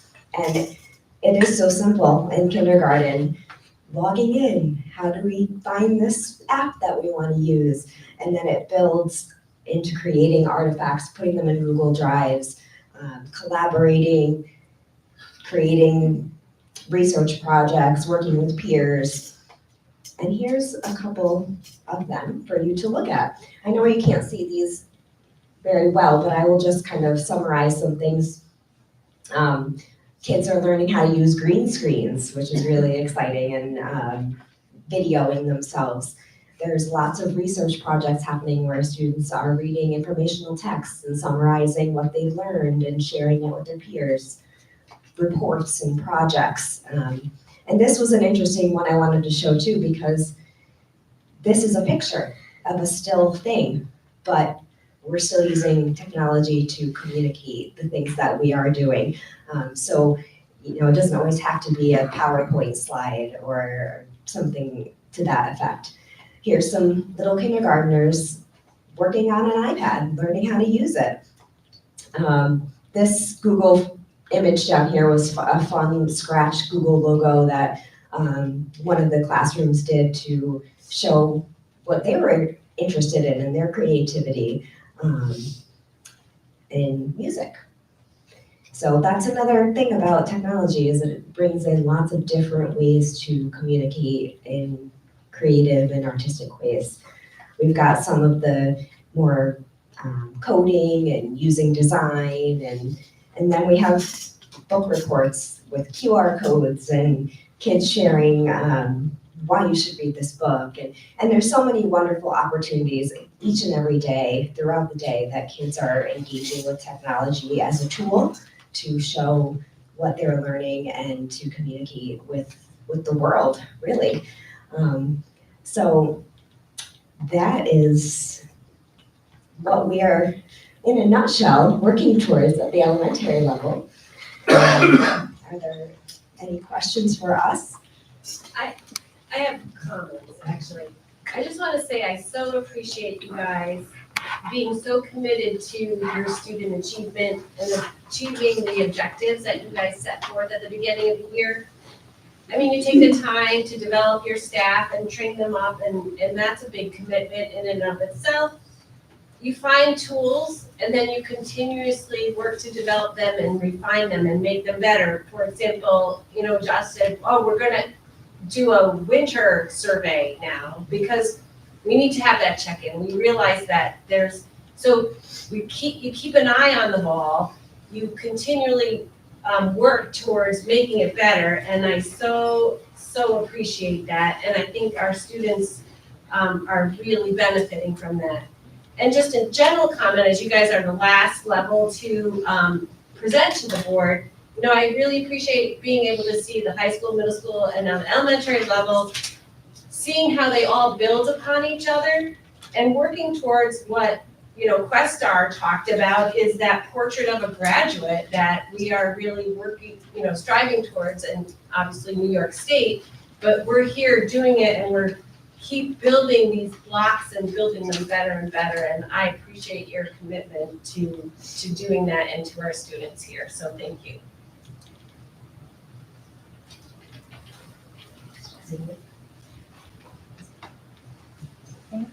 Thank you guys very much. Oh, sorry, did I miss somebody? I did just want to ask our student representatives who, first of all, kudos because Dennis touched on something important at the beginning about regarding the science of reading and the fact that we had embarked upon that well before it was a state requirement. I am always proud when the state says, oh, this is going to be a requirement and we're already doing it. Similar to that is our inclusion of student representatives on our board. That is now a state requirement, and that's something we've been doing for years, and I absolutely love it. As students who have come through the district and you're approaching the end of your career with us and about to embark on a new adventure, but I'm curious what your thoughts are of what's being done to advance for the kids coming behind you. What are your thoughts on this? Yeah, so I think it's really important, like especially at a younger age, to like give students more options and different ways of learning, because then they'll be able to like use that as they move on with their academic careers all the way throughout like college and stuff. Because I feel like that's just very important stuff to like get down, especially at a much younger age. Yeah, I'd agree with everything Teddy said. I think that the importance of their bullet point 3, their goal 3 of like promoting online awareness and intellectually smart decisions, and then also just like utilizing what there is with online, and you get into the whole AI world, which is just now starting to develop, is super important in like student growth, and then also just like making sure that we're like raising like citizens and people who are gonna like respect what's going on in the community. So I think that those are really good points for schools, elementary schools. Thank you. Thank you guys. You guys give a really good presentation. And it's nice to see it's going in the right direction, especially post-COVID where rates, and definitely in other places, are not rebounding the way that our kids are rebounding. So I appreciate that. And I'm like, as a resident, I'm stuck in 1987 in the digital department. Like, I do appreciate what you guys are doing, and that I've had to get help. So it's like, how do I do it with my child in one or another digital way, and getting guidance from you guys on how to do it correctly and safely, even though the kids will insist that we do it the right way. I appreciate the access to you guys. All right. Thank you. Thank you, guys. Thank you.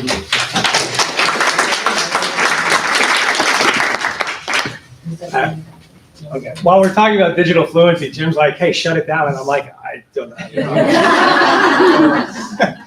I turned it off. There we go. Have one of our first graders teach you. I love that the student reps were talking about the digital fluency. It's one of the harder ones at our level. So, thank you. Thank you guys. Jim, if you're good, I'm gonna move on to some business. I'm good. More boring. I just need a motion to approve the minutes of the November 18th.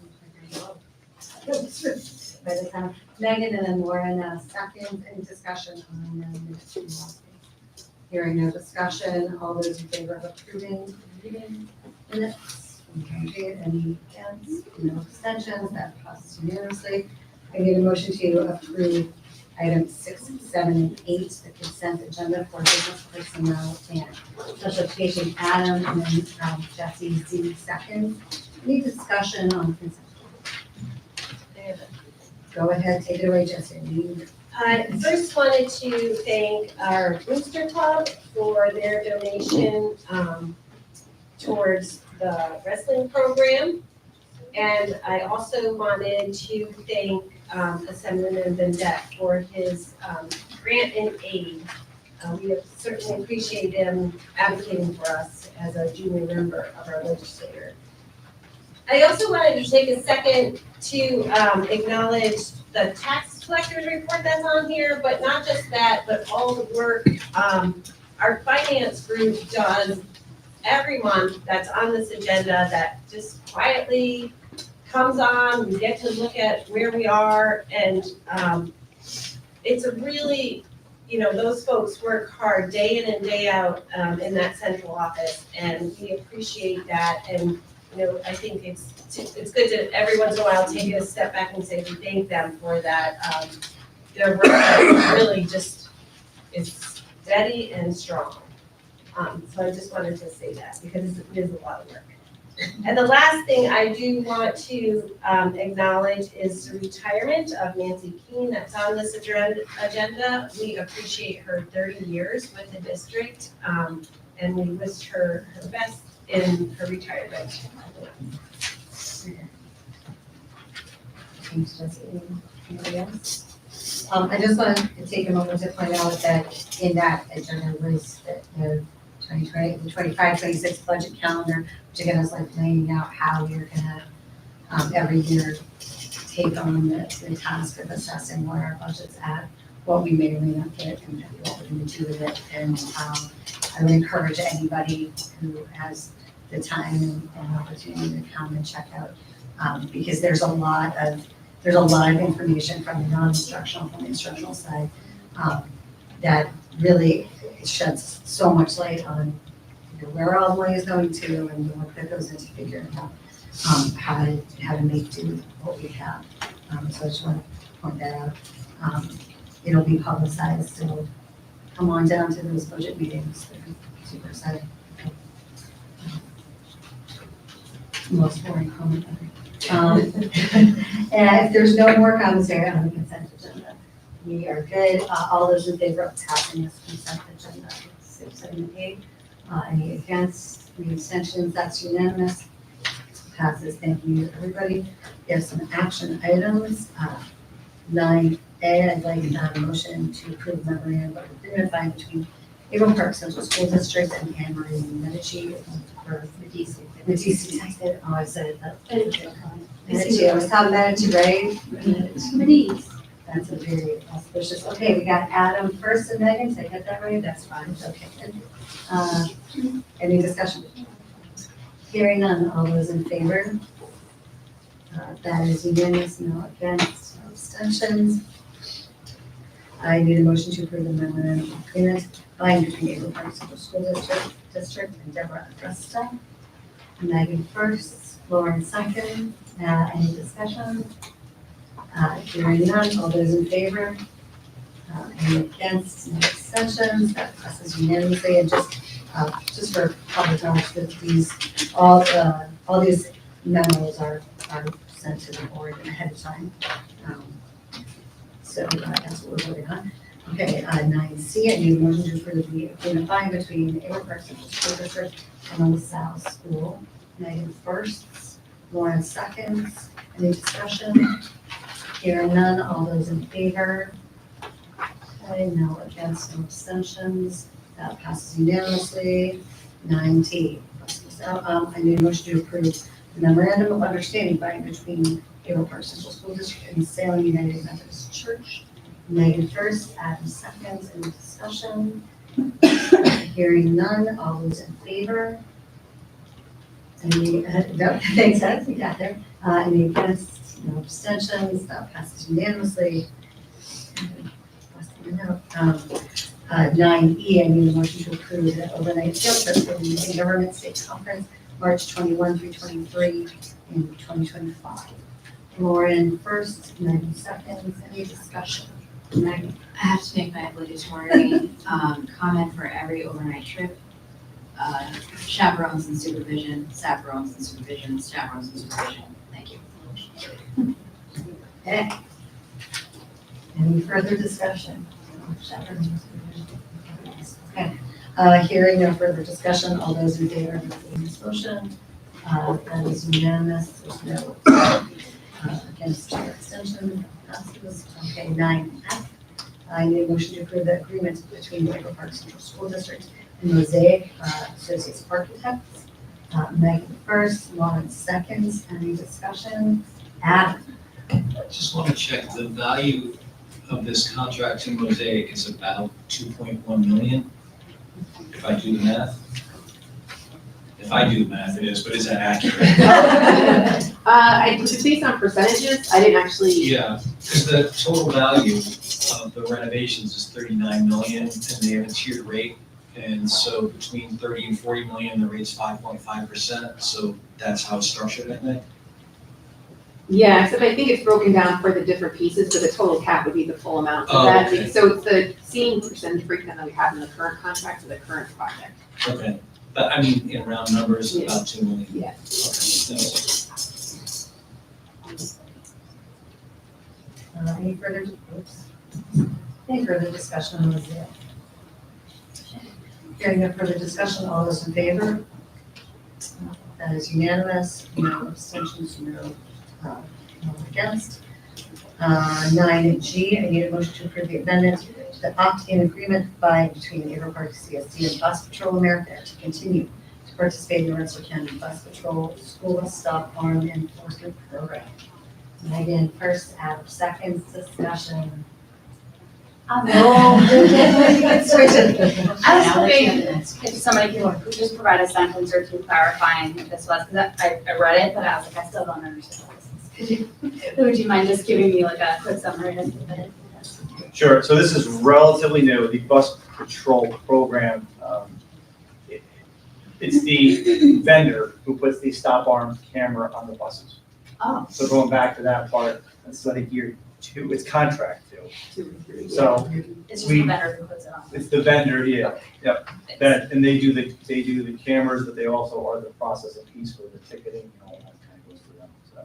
Okay, thank you. And it's a county, if you go back to the original part, some of the board members remember, there wasn't a mechanism for us to do this originally for a variety of reasons. One of them being we're not a ticketing agency. So this was something that the county took on, thankfully, because they can do that to the sheriff's department. So it's a county-wide thing. So we're all using the same contract.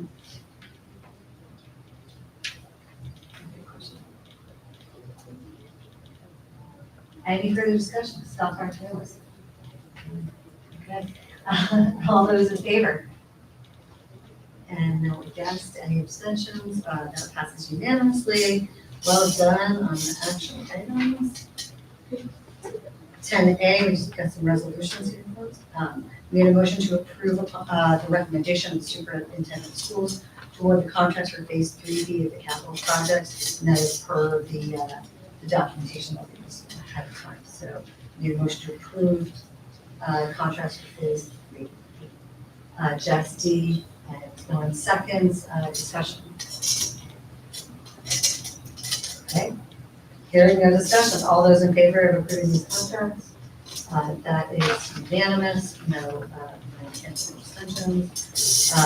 10B, we need a motion to approve the Board of Education recommendations of the superintendent of schools for the contract for security upgrades in the 24-25 capital outlay project to the lowest bidder, New England Security Firm LLC, located in Monroe, New York, for a total amount of $88,975.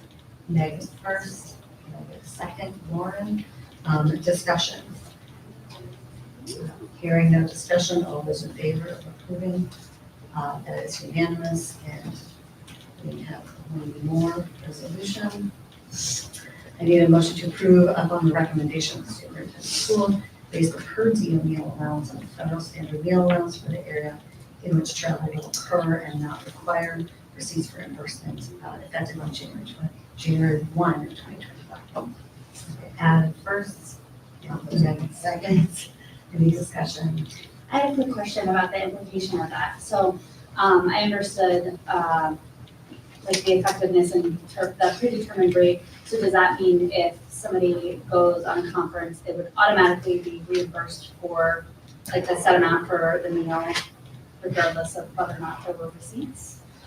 Yes, with some exceptions, like if it's included within your conference registration, sometimes it's included, you could buy the lunch that goes along with your conference, that would be, we would purchase that through the district, so you wouldn't get an additional compensation, but it would just be the daily rates that we would give.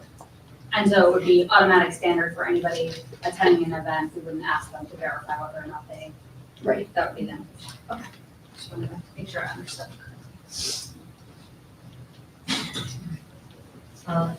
Any further discussion? Hearing none, all those in favor? of this motion? And that is again unanimous, that passes, with no against and no abstentions. Policy, everyone's favorite topic. We have first reading for a number of policies. For 1120, I'm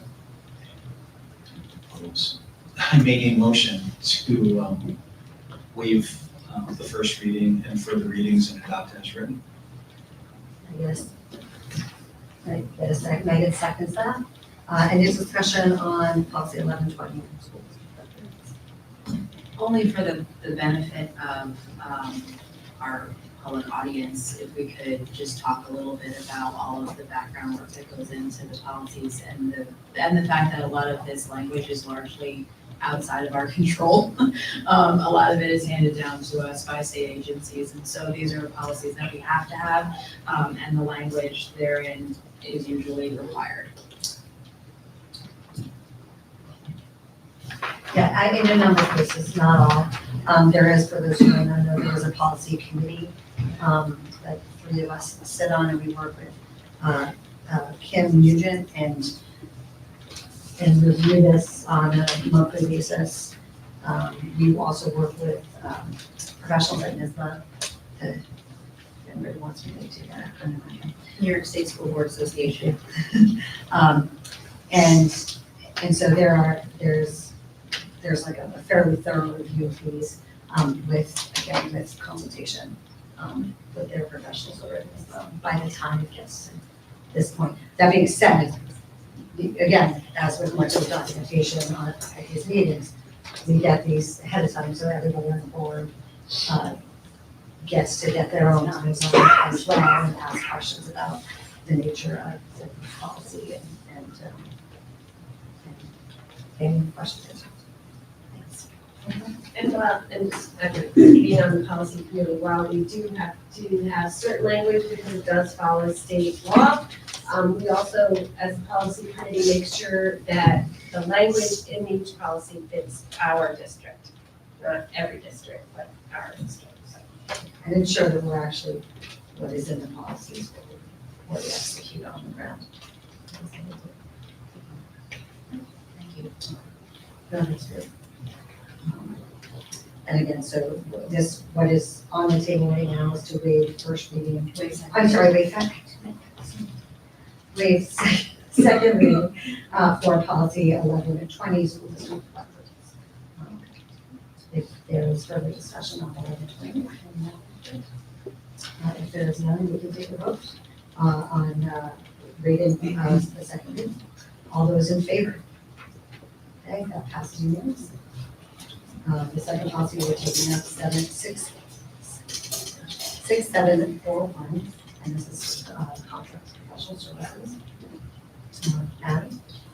And make a motion to waive further readings and adopt as written. Can I get a second, Megan? Discussion on 6741. Okay, hearing no further discussion, all those in favor of waiving the second reading? That is, Michelle, do you want? You don't, you can, that's, I just want to make sure you can, any against? Okay, no abstentions, that it does pass unanimously, my apologies. 11C is the first reading on 6800, there's payroll procedures. Very kind of standard stuff. So I'm going to make a motion to waive further readings and adopt that one as written as well. Okay, Megan's going to second that for you. And any discussion on 6800? Okay, hearing no further discussion, all those in favor of the second reading for 6800. That is unanimous as well. It's adopted. Thank you. Yours doesn't pass, it's adopted. 6850, retiree benefit procedures, this is first reading. 6850 policy. I make a motion to waive further readings and adopt that one as written. Okay, and Megan's gonna second that, or no? Just one more point, if anybody is interested in actually reading all of the policies and procedures, they are available through the district website. You can go onto the website and actually pull them up and read them. I have a question on this one. I'm not gonna read this whole policy, but it says that the board requires that these teachers conduct the business oversee the benefits program. This is for retiree benefits for teachers. Wasn't that practice already in place?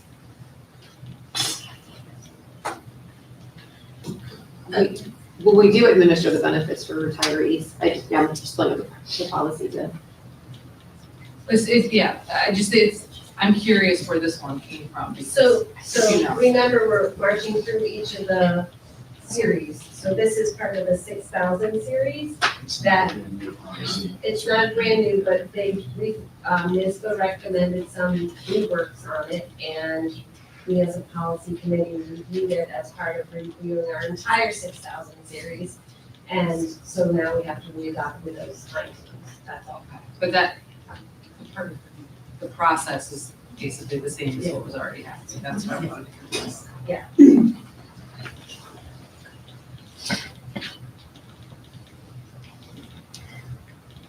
Yes, and so, and again, like some policies, we go kind of one by one through them, and some of them do have major changes. If there's a change in, state law, then we have to make big changes, and some are just minor tweaks. Okay, so we are on 6850, okay? Any further discussion on 6850? Okay, we have on the table to waive the second reading for policy 6850. All those in favor of waiving the second reading, that's unanimous, and that is adopted, 6850. 11E is policy 6900, that's disposal of district property. Just tweaks there. I make a motion to waive further readings and adopt as written. And Megan's gonna second. Any discussion on 6900 disposal district? Hearing no further discussion, on the table is to waive the second reading of policy 6900. All those in favor of doing so? That is unanimous, 6900 is adopted. 11F, this is the first reading of policy 81, considers for safety plans and teams. I have some questions. Let me see. So on the first page, under comprehensive district-wide school safety team and plan, it says, this team is responsible for the development and annual review of the comprehensive district-wide school safety plan and must consider the installation of a panic alarm system. To my knowledge, we already have a panic alarm system. So does that make sense that the policy says we must consider something that we already have?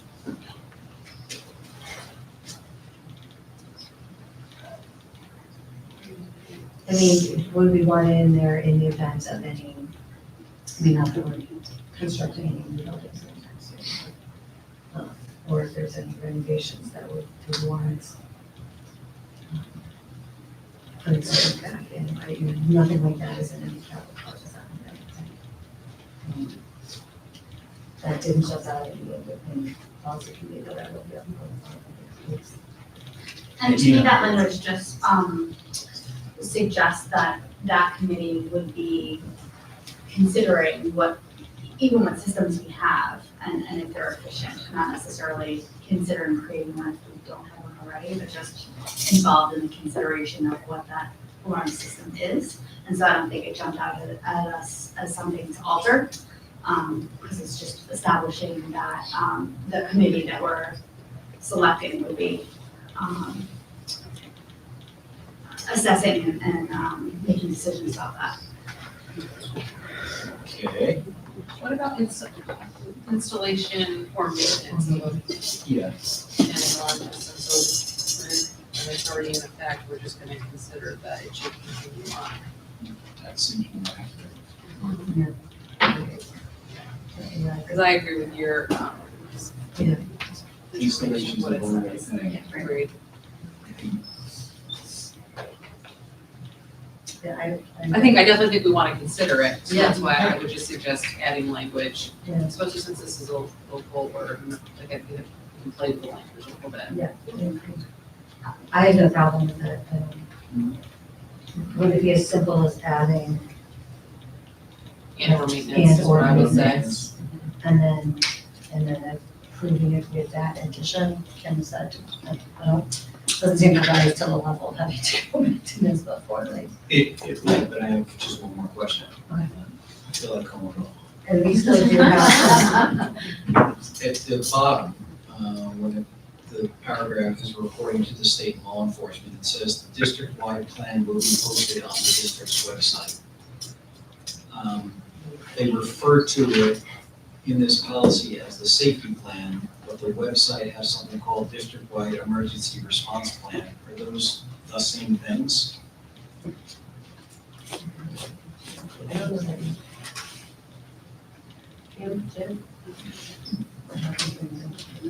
I'm not sure.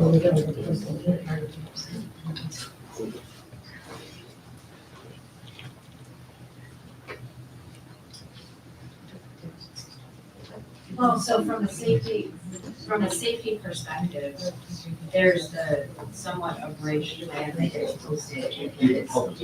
Right, because you don't give the whole plan to the bad guys, right? So you don't tell everybody all the points. But what we do post is, somewhat of an abridged nature. And so it's possible it has a different. It's just a nomenclature question. Yeah. But if this policy says we post it, I wanted to see if it was posted. I couldn't find safety plan. That's valid, But I yeah. found emergency response plan, so.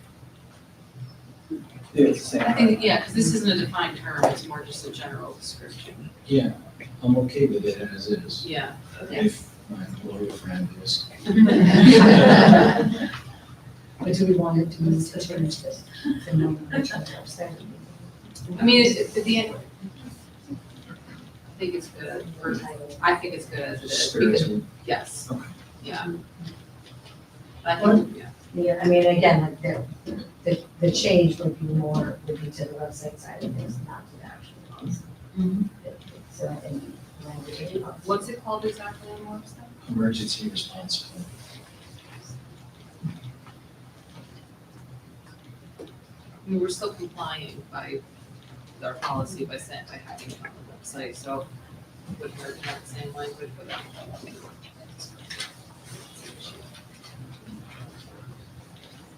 Well, and either way, again, from the policy perspective, we're not talking about changing the title of the policy itself or the title of the plan. Right, you're talking about on the website. I also don't love to advertise I almost kind of like that it's a little bit more cryptic on the website, to be honest. For this particular. Yeah. Anyway, so I guess I'm just dragging it for this discussion right now. We can probably, Jim, maybe we just follow up on the website discussion of whether we want to change it or not. But for the purposes of the first reading, we leave the title as is. I think I'd be okay with that. Therefore, I make a motion to amend this policy where it currently says, on first comment, must consider the installation of a panic alarm system. Reword that to be must consider the installation and or maintenance of a panic alarm system. And then adopt as written, waiving further readings. And I'll second that.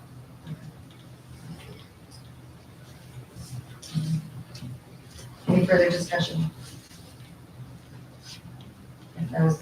Lauren, did you ever hear that? Okay, all right. Hearing. Oh, yes. Okay, oh, I should read that. Good, in real time. I guess I'm not as much of a okay, hearing no further discussion, all those in favor of adopting policy 8130 with the amended language? Any against? Jess, I'm going to count you as a four. Please do. Okay, and no extensions, Linda, that passes, that is adopted unanimously. Okay, we have the first reading, 11G for 8332, use of district owned cell phones.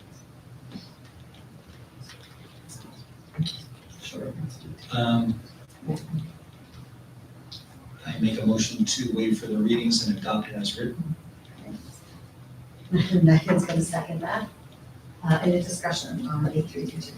Just ironically from me, one quick question. Do we know about how many employees have district-owned cell phones? Are we talking about like 3 or 100 or? Oh, not 3, not 100, there's, 10, 15, yeah. Okay.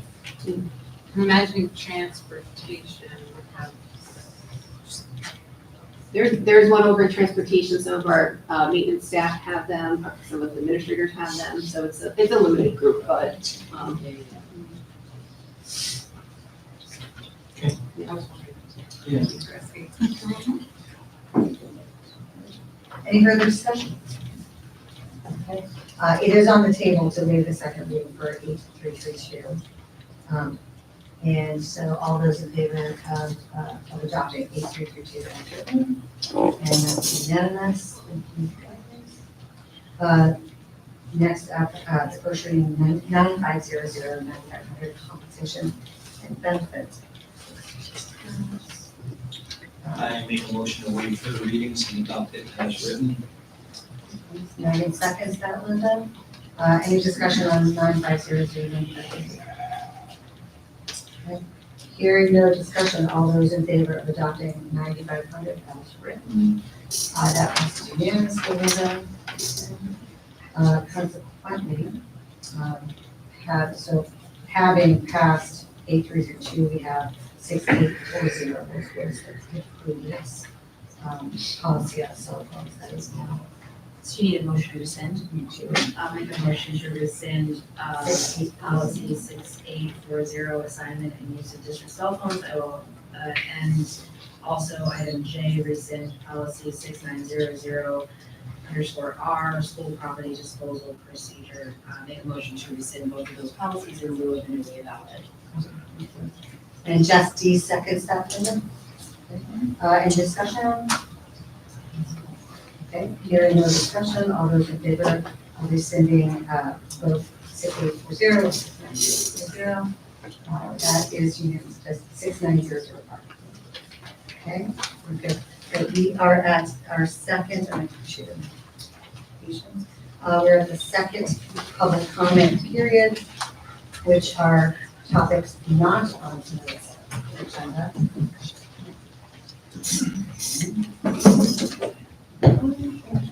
Sorry guys, you have to organize 2 pieces of paper. I will.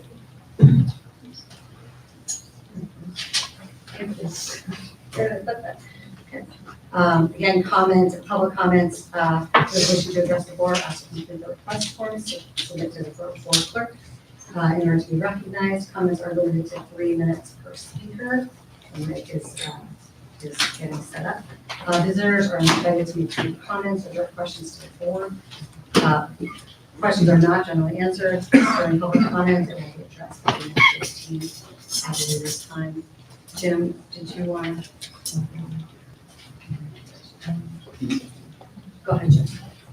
The Averill Park Central School District is aware of the questions and concerns surrounding the recent posting of the varsity girls lacrosse head coach position. The facts involved appear to be unknown to those commenting on the issue. However, as this is a personnel matter pertaining to a particular employee, the district is legally prohibited from identifying or commenting on any specifics of a particular employee matter due to federal and state laws regarding privacy rights, which require confidentiality in all such matters. This is for the protection of both employees and the school district. While I understand this may be frustrating to some, it is the law that we must follow. As a general comment for any teacher or employee matter, the district follows established practices and protocols that are in line with the Board of Education policy, applicable legal guidelines, and the rights afforded all employees under the 4 collectively bargained contracts between recognized bargaining units and the district. These practices include, among other things, annual verbal and written evaluations, investigations of any complaints submitted to the district, and consultation with applicable union representatives. For teachers, these procedures include a specific process for the reappointment of teachers to extracurricular clubs, sports, and other similar additional positions, which are by their nature annual appointments. Such procedures include and in fact require written notice of any concerns, an opportunity to improve, and if no improvement is demonstrated, the employee is not reappointed to the extracurricular or sports position. This process is followed by the school district when such decisions are made. Thanks. And again, for those out there who do plan to speak on the topic during this now public comment session, please know that we are not legally permitted to discuss or allow the public to discuss any employee by name or title during a public comment period. In addition, the purpose of public comments for the members of the community to have the opportunity for the Board of Education to hear from them directly on relevant topics. The purpose of the public comment is not to have a dialogue between the Board of Education and the public. It is also not a question and answer session. The members of the board and administration will listen to those who speak, but we do not engage in conversation. Any comments made are noted and may or may not be followed up on by the administration as necessary and appropriate. The first speaker form that I have is Morgan. So I just want to thank you guys for taking the time to listen to what I have to say, as I've given Dr. Branching several phone calls just alone. I just would like to express how deeply disappointed I am on behalf of not only myself, but a lot of the AP Warrior family that this is occurring. I mean, my father has devoted longer amount of years coaching and teaching than he has even being a parent, being a dad. There were countless evenings that I spent not having my dad at games because he was devoting the time and effort to other people's children. He was staying after because kids needed extra help. He's qualified in special education. He's qualified in physical education. He's looking for just direct impact on his students and on his athletes. And for this to occur while other things, I feel like there's such favoritism in the athletic department amongst different teams and amongst certain, like lacrosse is not his favorite. The athletic director, I don't feel like lacrosse is his favorite, and I did not specify names. I don't feel like wrestling is his favorite either. He's expressed that that is not exactly his forte. But what I do know is that generally speaking, you are required to attend at least one game or practice for a decent evaluation of a person and their coaching quality. And that was not done whatsoever. So again, I just want to be careful that we don't get into personnel issues that are. No, that's totally fine, but there was no due process with this whatsoever. And there needs to be. Something was overlooked, something was swept under the rug. I mean, it doesn't make sense to me. It's public knowledge that there is coaching staff that has been charged with DWIs, and we allow that, but we can't allow somebody to defend their coaching, their teams, their safety. Thank you. Okay, thank you for not making eye contact with me either.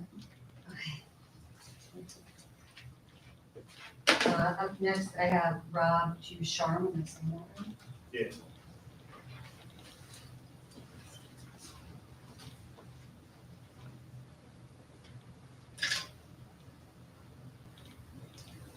I'm gonna be quick. I'm not a big public speaker. I'm here to support Coach Mink. What's going on with him, with everything that's been read, is just absolute garbage. That man is an institution here for the lacrosse program. He gives his heart and soul to these kids every time he steps on the field. He's great as a teacher. My daughter's had him she was a student. She's also been played on his lacrosse team. He's made her a better young woman from his nurturing, his caring, his absolute love for his kids. And anybody that's gonna take that away from that man, they don't deserve to be here, period. I have Mike Nalpa.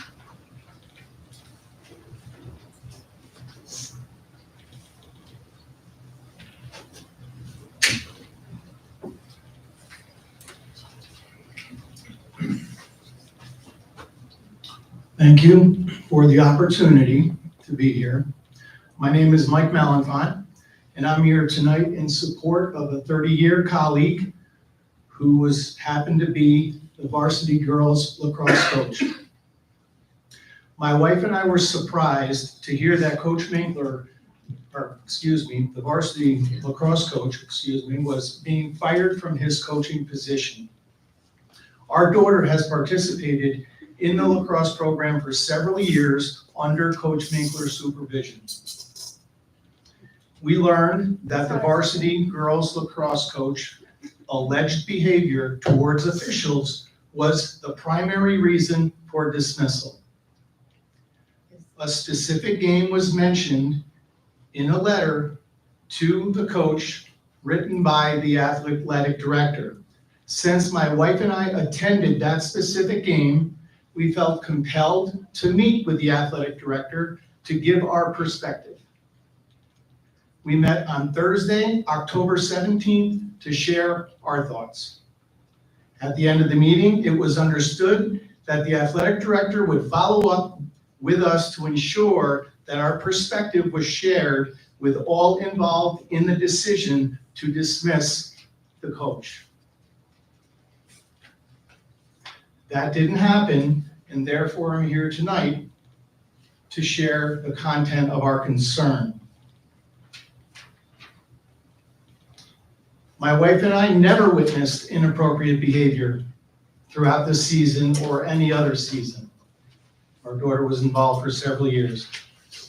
The particular game in question was no exception.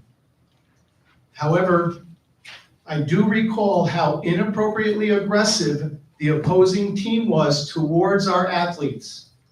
It seemed almost like a strategy. I witnessed our coach addressing the officials regarding the conduct of the opposing team. I was pleased to see that our coach advocated for the safety of our girls and our children.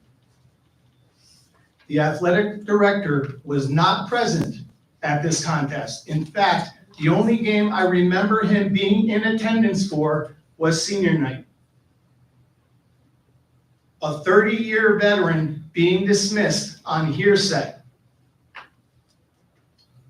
In the letter referenced before, the athletic director stated, "I received complaints." Hearsay.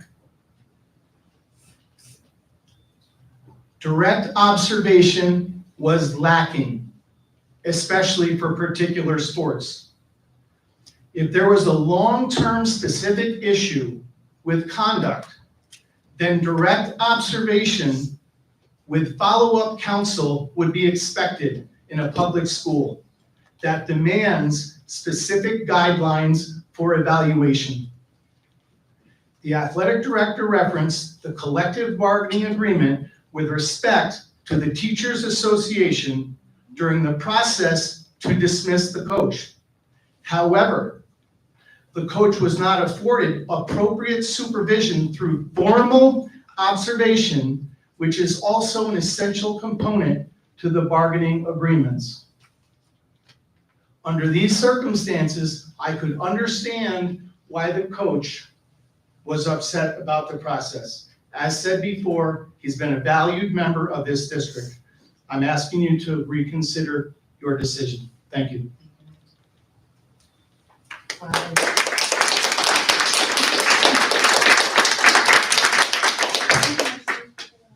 do have one last form from Jackie Dress.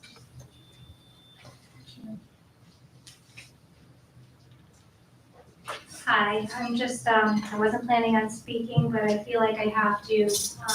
Been in this district a long time. My children are 21, 19, and 11. And the lacrosse coach, was part of our family for a long time. My daughter, who's here, plays college lacrosse, mostly because of him. Helped her and her classmates get through a death of a classmate. He was integral in making sure their mental health was top priorities. Always been there for the kids. He also leads our youth lacrosse league, which is a feeder program into our lacrosse program. He spends countless hours with these kids and makes them a priority. Also being around here for a lot of years, I've seen a lot of complaints about coaches across the boards, but I'm wondering, why isn't it equitable?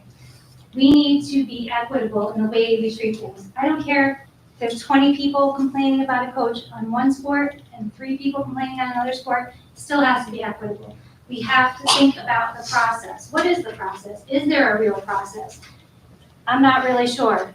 As Coach Malafont said, there does seem to be favoritism within certain sports in this district, and that's been a long-standing thing. I'm sorry to say that. I'm usually one that doesn't speak a lot, but that is the truth.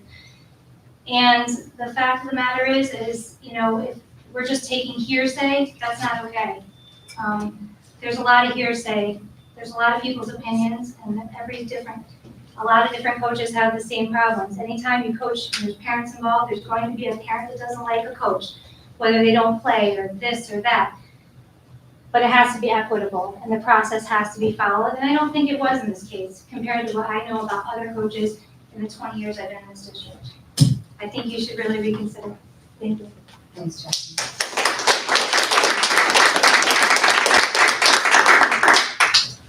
Thomas Pearl. Hi, I wasn't also planning on speaking tonight, but I just feel compelled. I've been part of youth lacrosse for the past 4 years. To me, the coach brought an incredible amount of energy and enthusiasm around the game of lacrosse. Probably got involved with lacrosse 7 years ago. We had tried other sports. We didn't really care for softball or soccer. Both those sports I was involved with the coaching. I will say that I definitely got bit by the lacrosse bug. The reason I got bit was because of this coach. He brought a level of professionalism and enthusiasm to the girls' game of lacrosse that I've never seen in my entire life. We're involved with Capital District Club Lacrosse. We're involved with the varsity program. I'm involved with the youth program. I just felt compelled to come up and talk to his character. He's an amazing man. He's a wonderful father. He's an incredible coach, and he's been an incredible asset to my family and my daughters, who just love the game for lacrosse. So I just felt compelled to speak on his behalf. Thank you.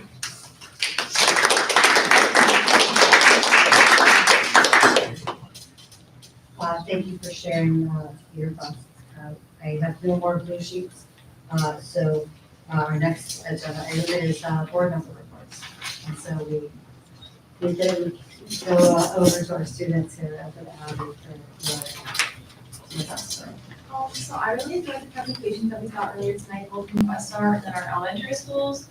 I know for me and then for Teddy, Northern Elementary School here, and now we're finishing out like our senior years, going through the Questar New Visions program. So it was a good way to it was like bookmarks of like my time at April Park, and it was really great because I really think that all of the schools, especially the elementary school, like even the New Visions program, have treated me so great and piggyback on each other and prepared me so well. So I'm just thankful for that and thankful for the presentations and stuff tonight. Yeah, and like what Abby said, I'm also very thankful for the presentations and being able to see how much you guys have put into the school since I was in elementary school, and how much all that has changed for the better. It's really nice to see that.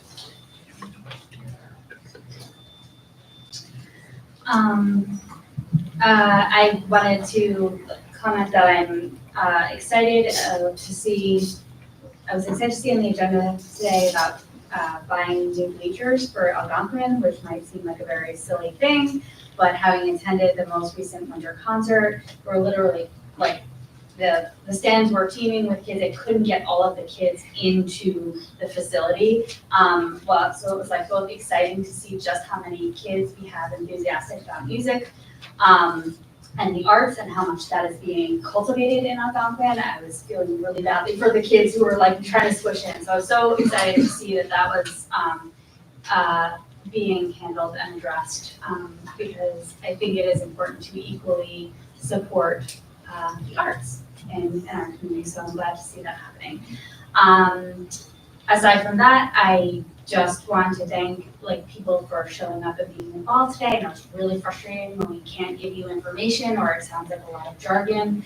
I hope that all of the work that all of staff, the board, everybody does in our district cultivates like community trust and belonging, which we talked a lot about when we look at different buildings. And we're I think hopeful that that trust can extend to know that we hear you, even when we can't always respond, that we are reading people's comments, that we are having conversations about what can we do, what have we addressed. So I hope that work shines through in terms of our just building trust as a community. And even when we can't speak or we can't answer your questions, I appreciate that the community showed up today to make sure that they participate. That's so important, and we look for that so much. So thank you for showing up, even when it was frustrating, emotional, or you're not feeling like you're getting the responses or answers that you're needing and wanting.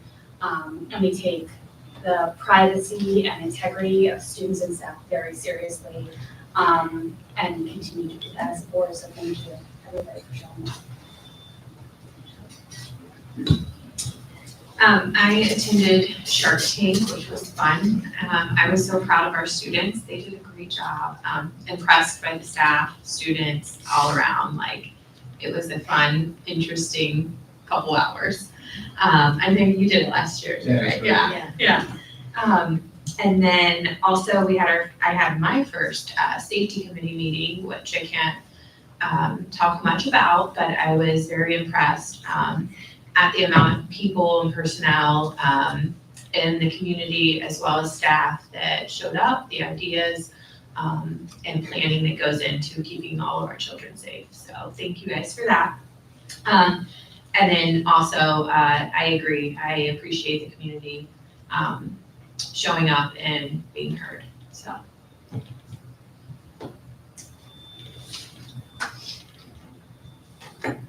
My only report is to ask Michelle what I should invest in from what she saw at the Shark Tank. I'd love to support our AP students and their endeavors. That's all to say, thank you.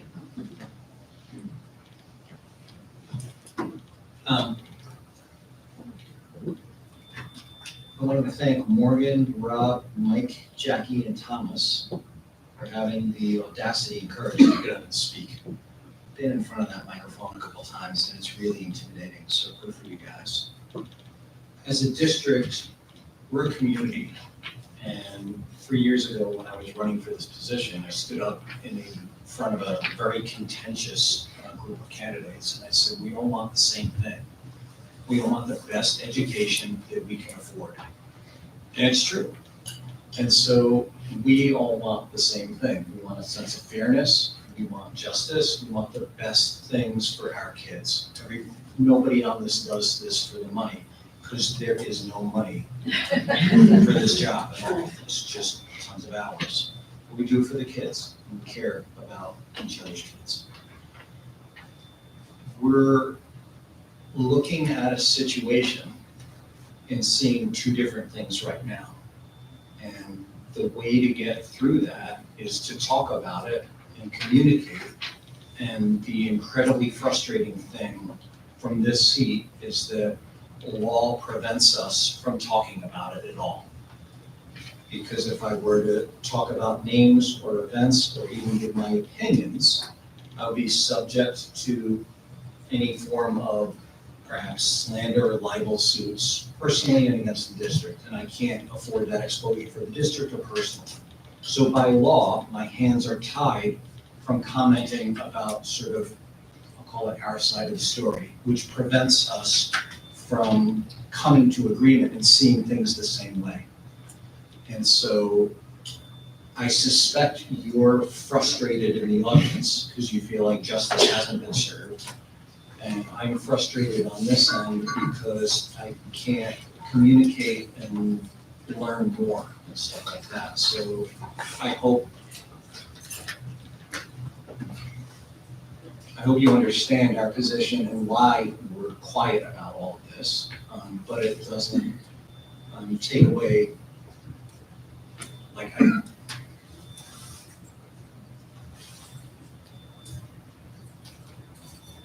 really care about this district, I care about our community, and I don't want this to damage any of that.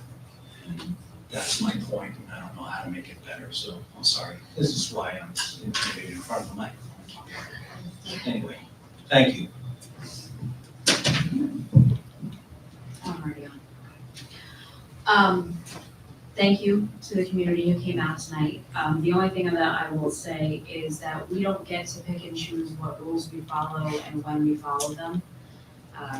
Deciding if we weren't gonna follow a particular set of rules at any given time means we have no stability or structure in our lives.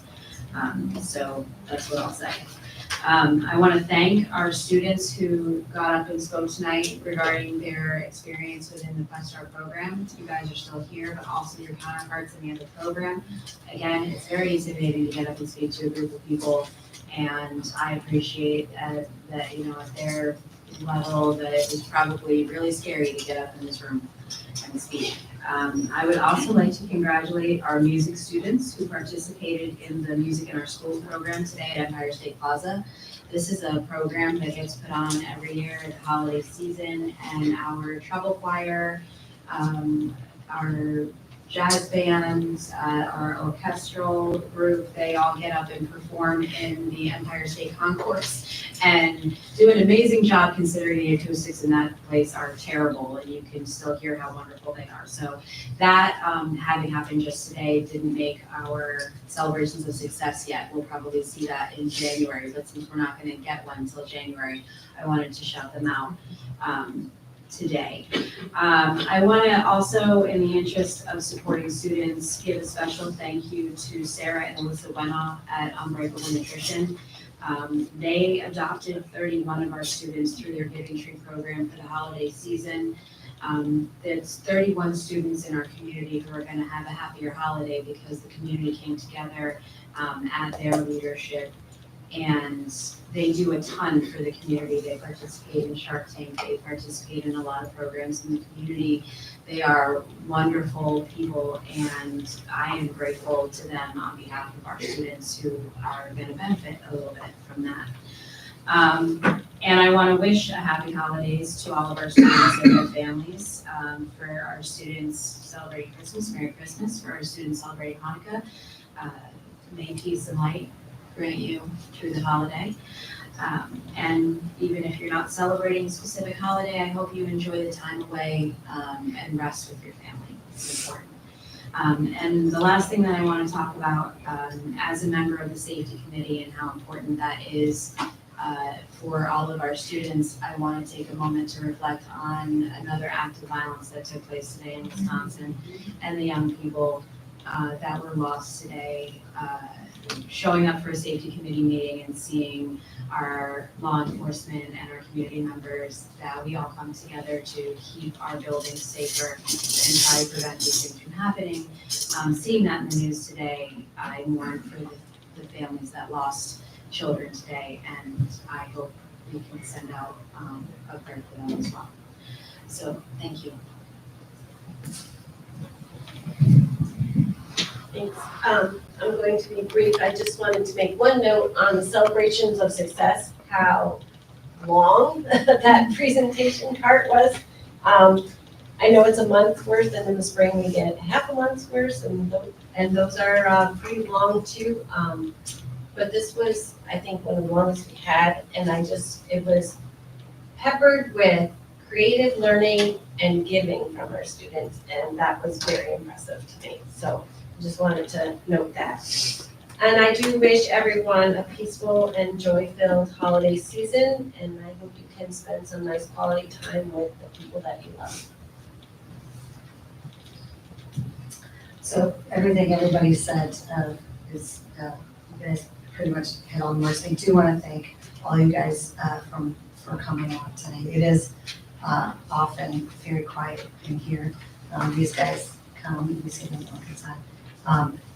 And we do listen, like Adam said, we really do, and these are the kind of things that keep us up at night. It is a very fine line to walk of how you manage a district this size with all these moving parts and execute a process that is not only is fair, but looks fair. Sometimes you get it right, and sometimes it doesn't look fair, it doesn't feel fair. And, you know, again, I don't want to take anything away from everybody's experience in the fact that we can't share, we can't discuss it more openly. As Jim said, we want to protect students, we want to protect staff, we want to make sure that we are applying rules that across the board that keep everybody safe and protected to the extent that we can. I would invite everybody back. Like I said before, we do have a lot of budget stuff, budget information coming up. There's going to be a hill to climb financially. We don't know what's coming up. It seems like the governor's wiggling around, softening up on some budget items, which would be very nice to see for our district. We do a lot with what we have. And so the extent to which everybody can be engaged on budgetary issues, we would very much appreciate that. I'm looking forward to a little downtime. No, it's actually less downtime with my kids now, and they're with you guys.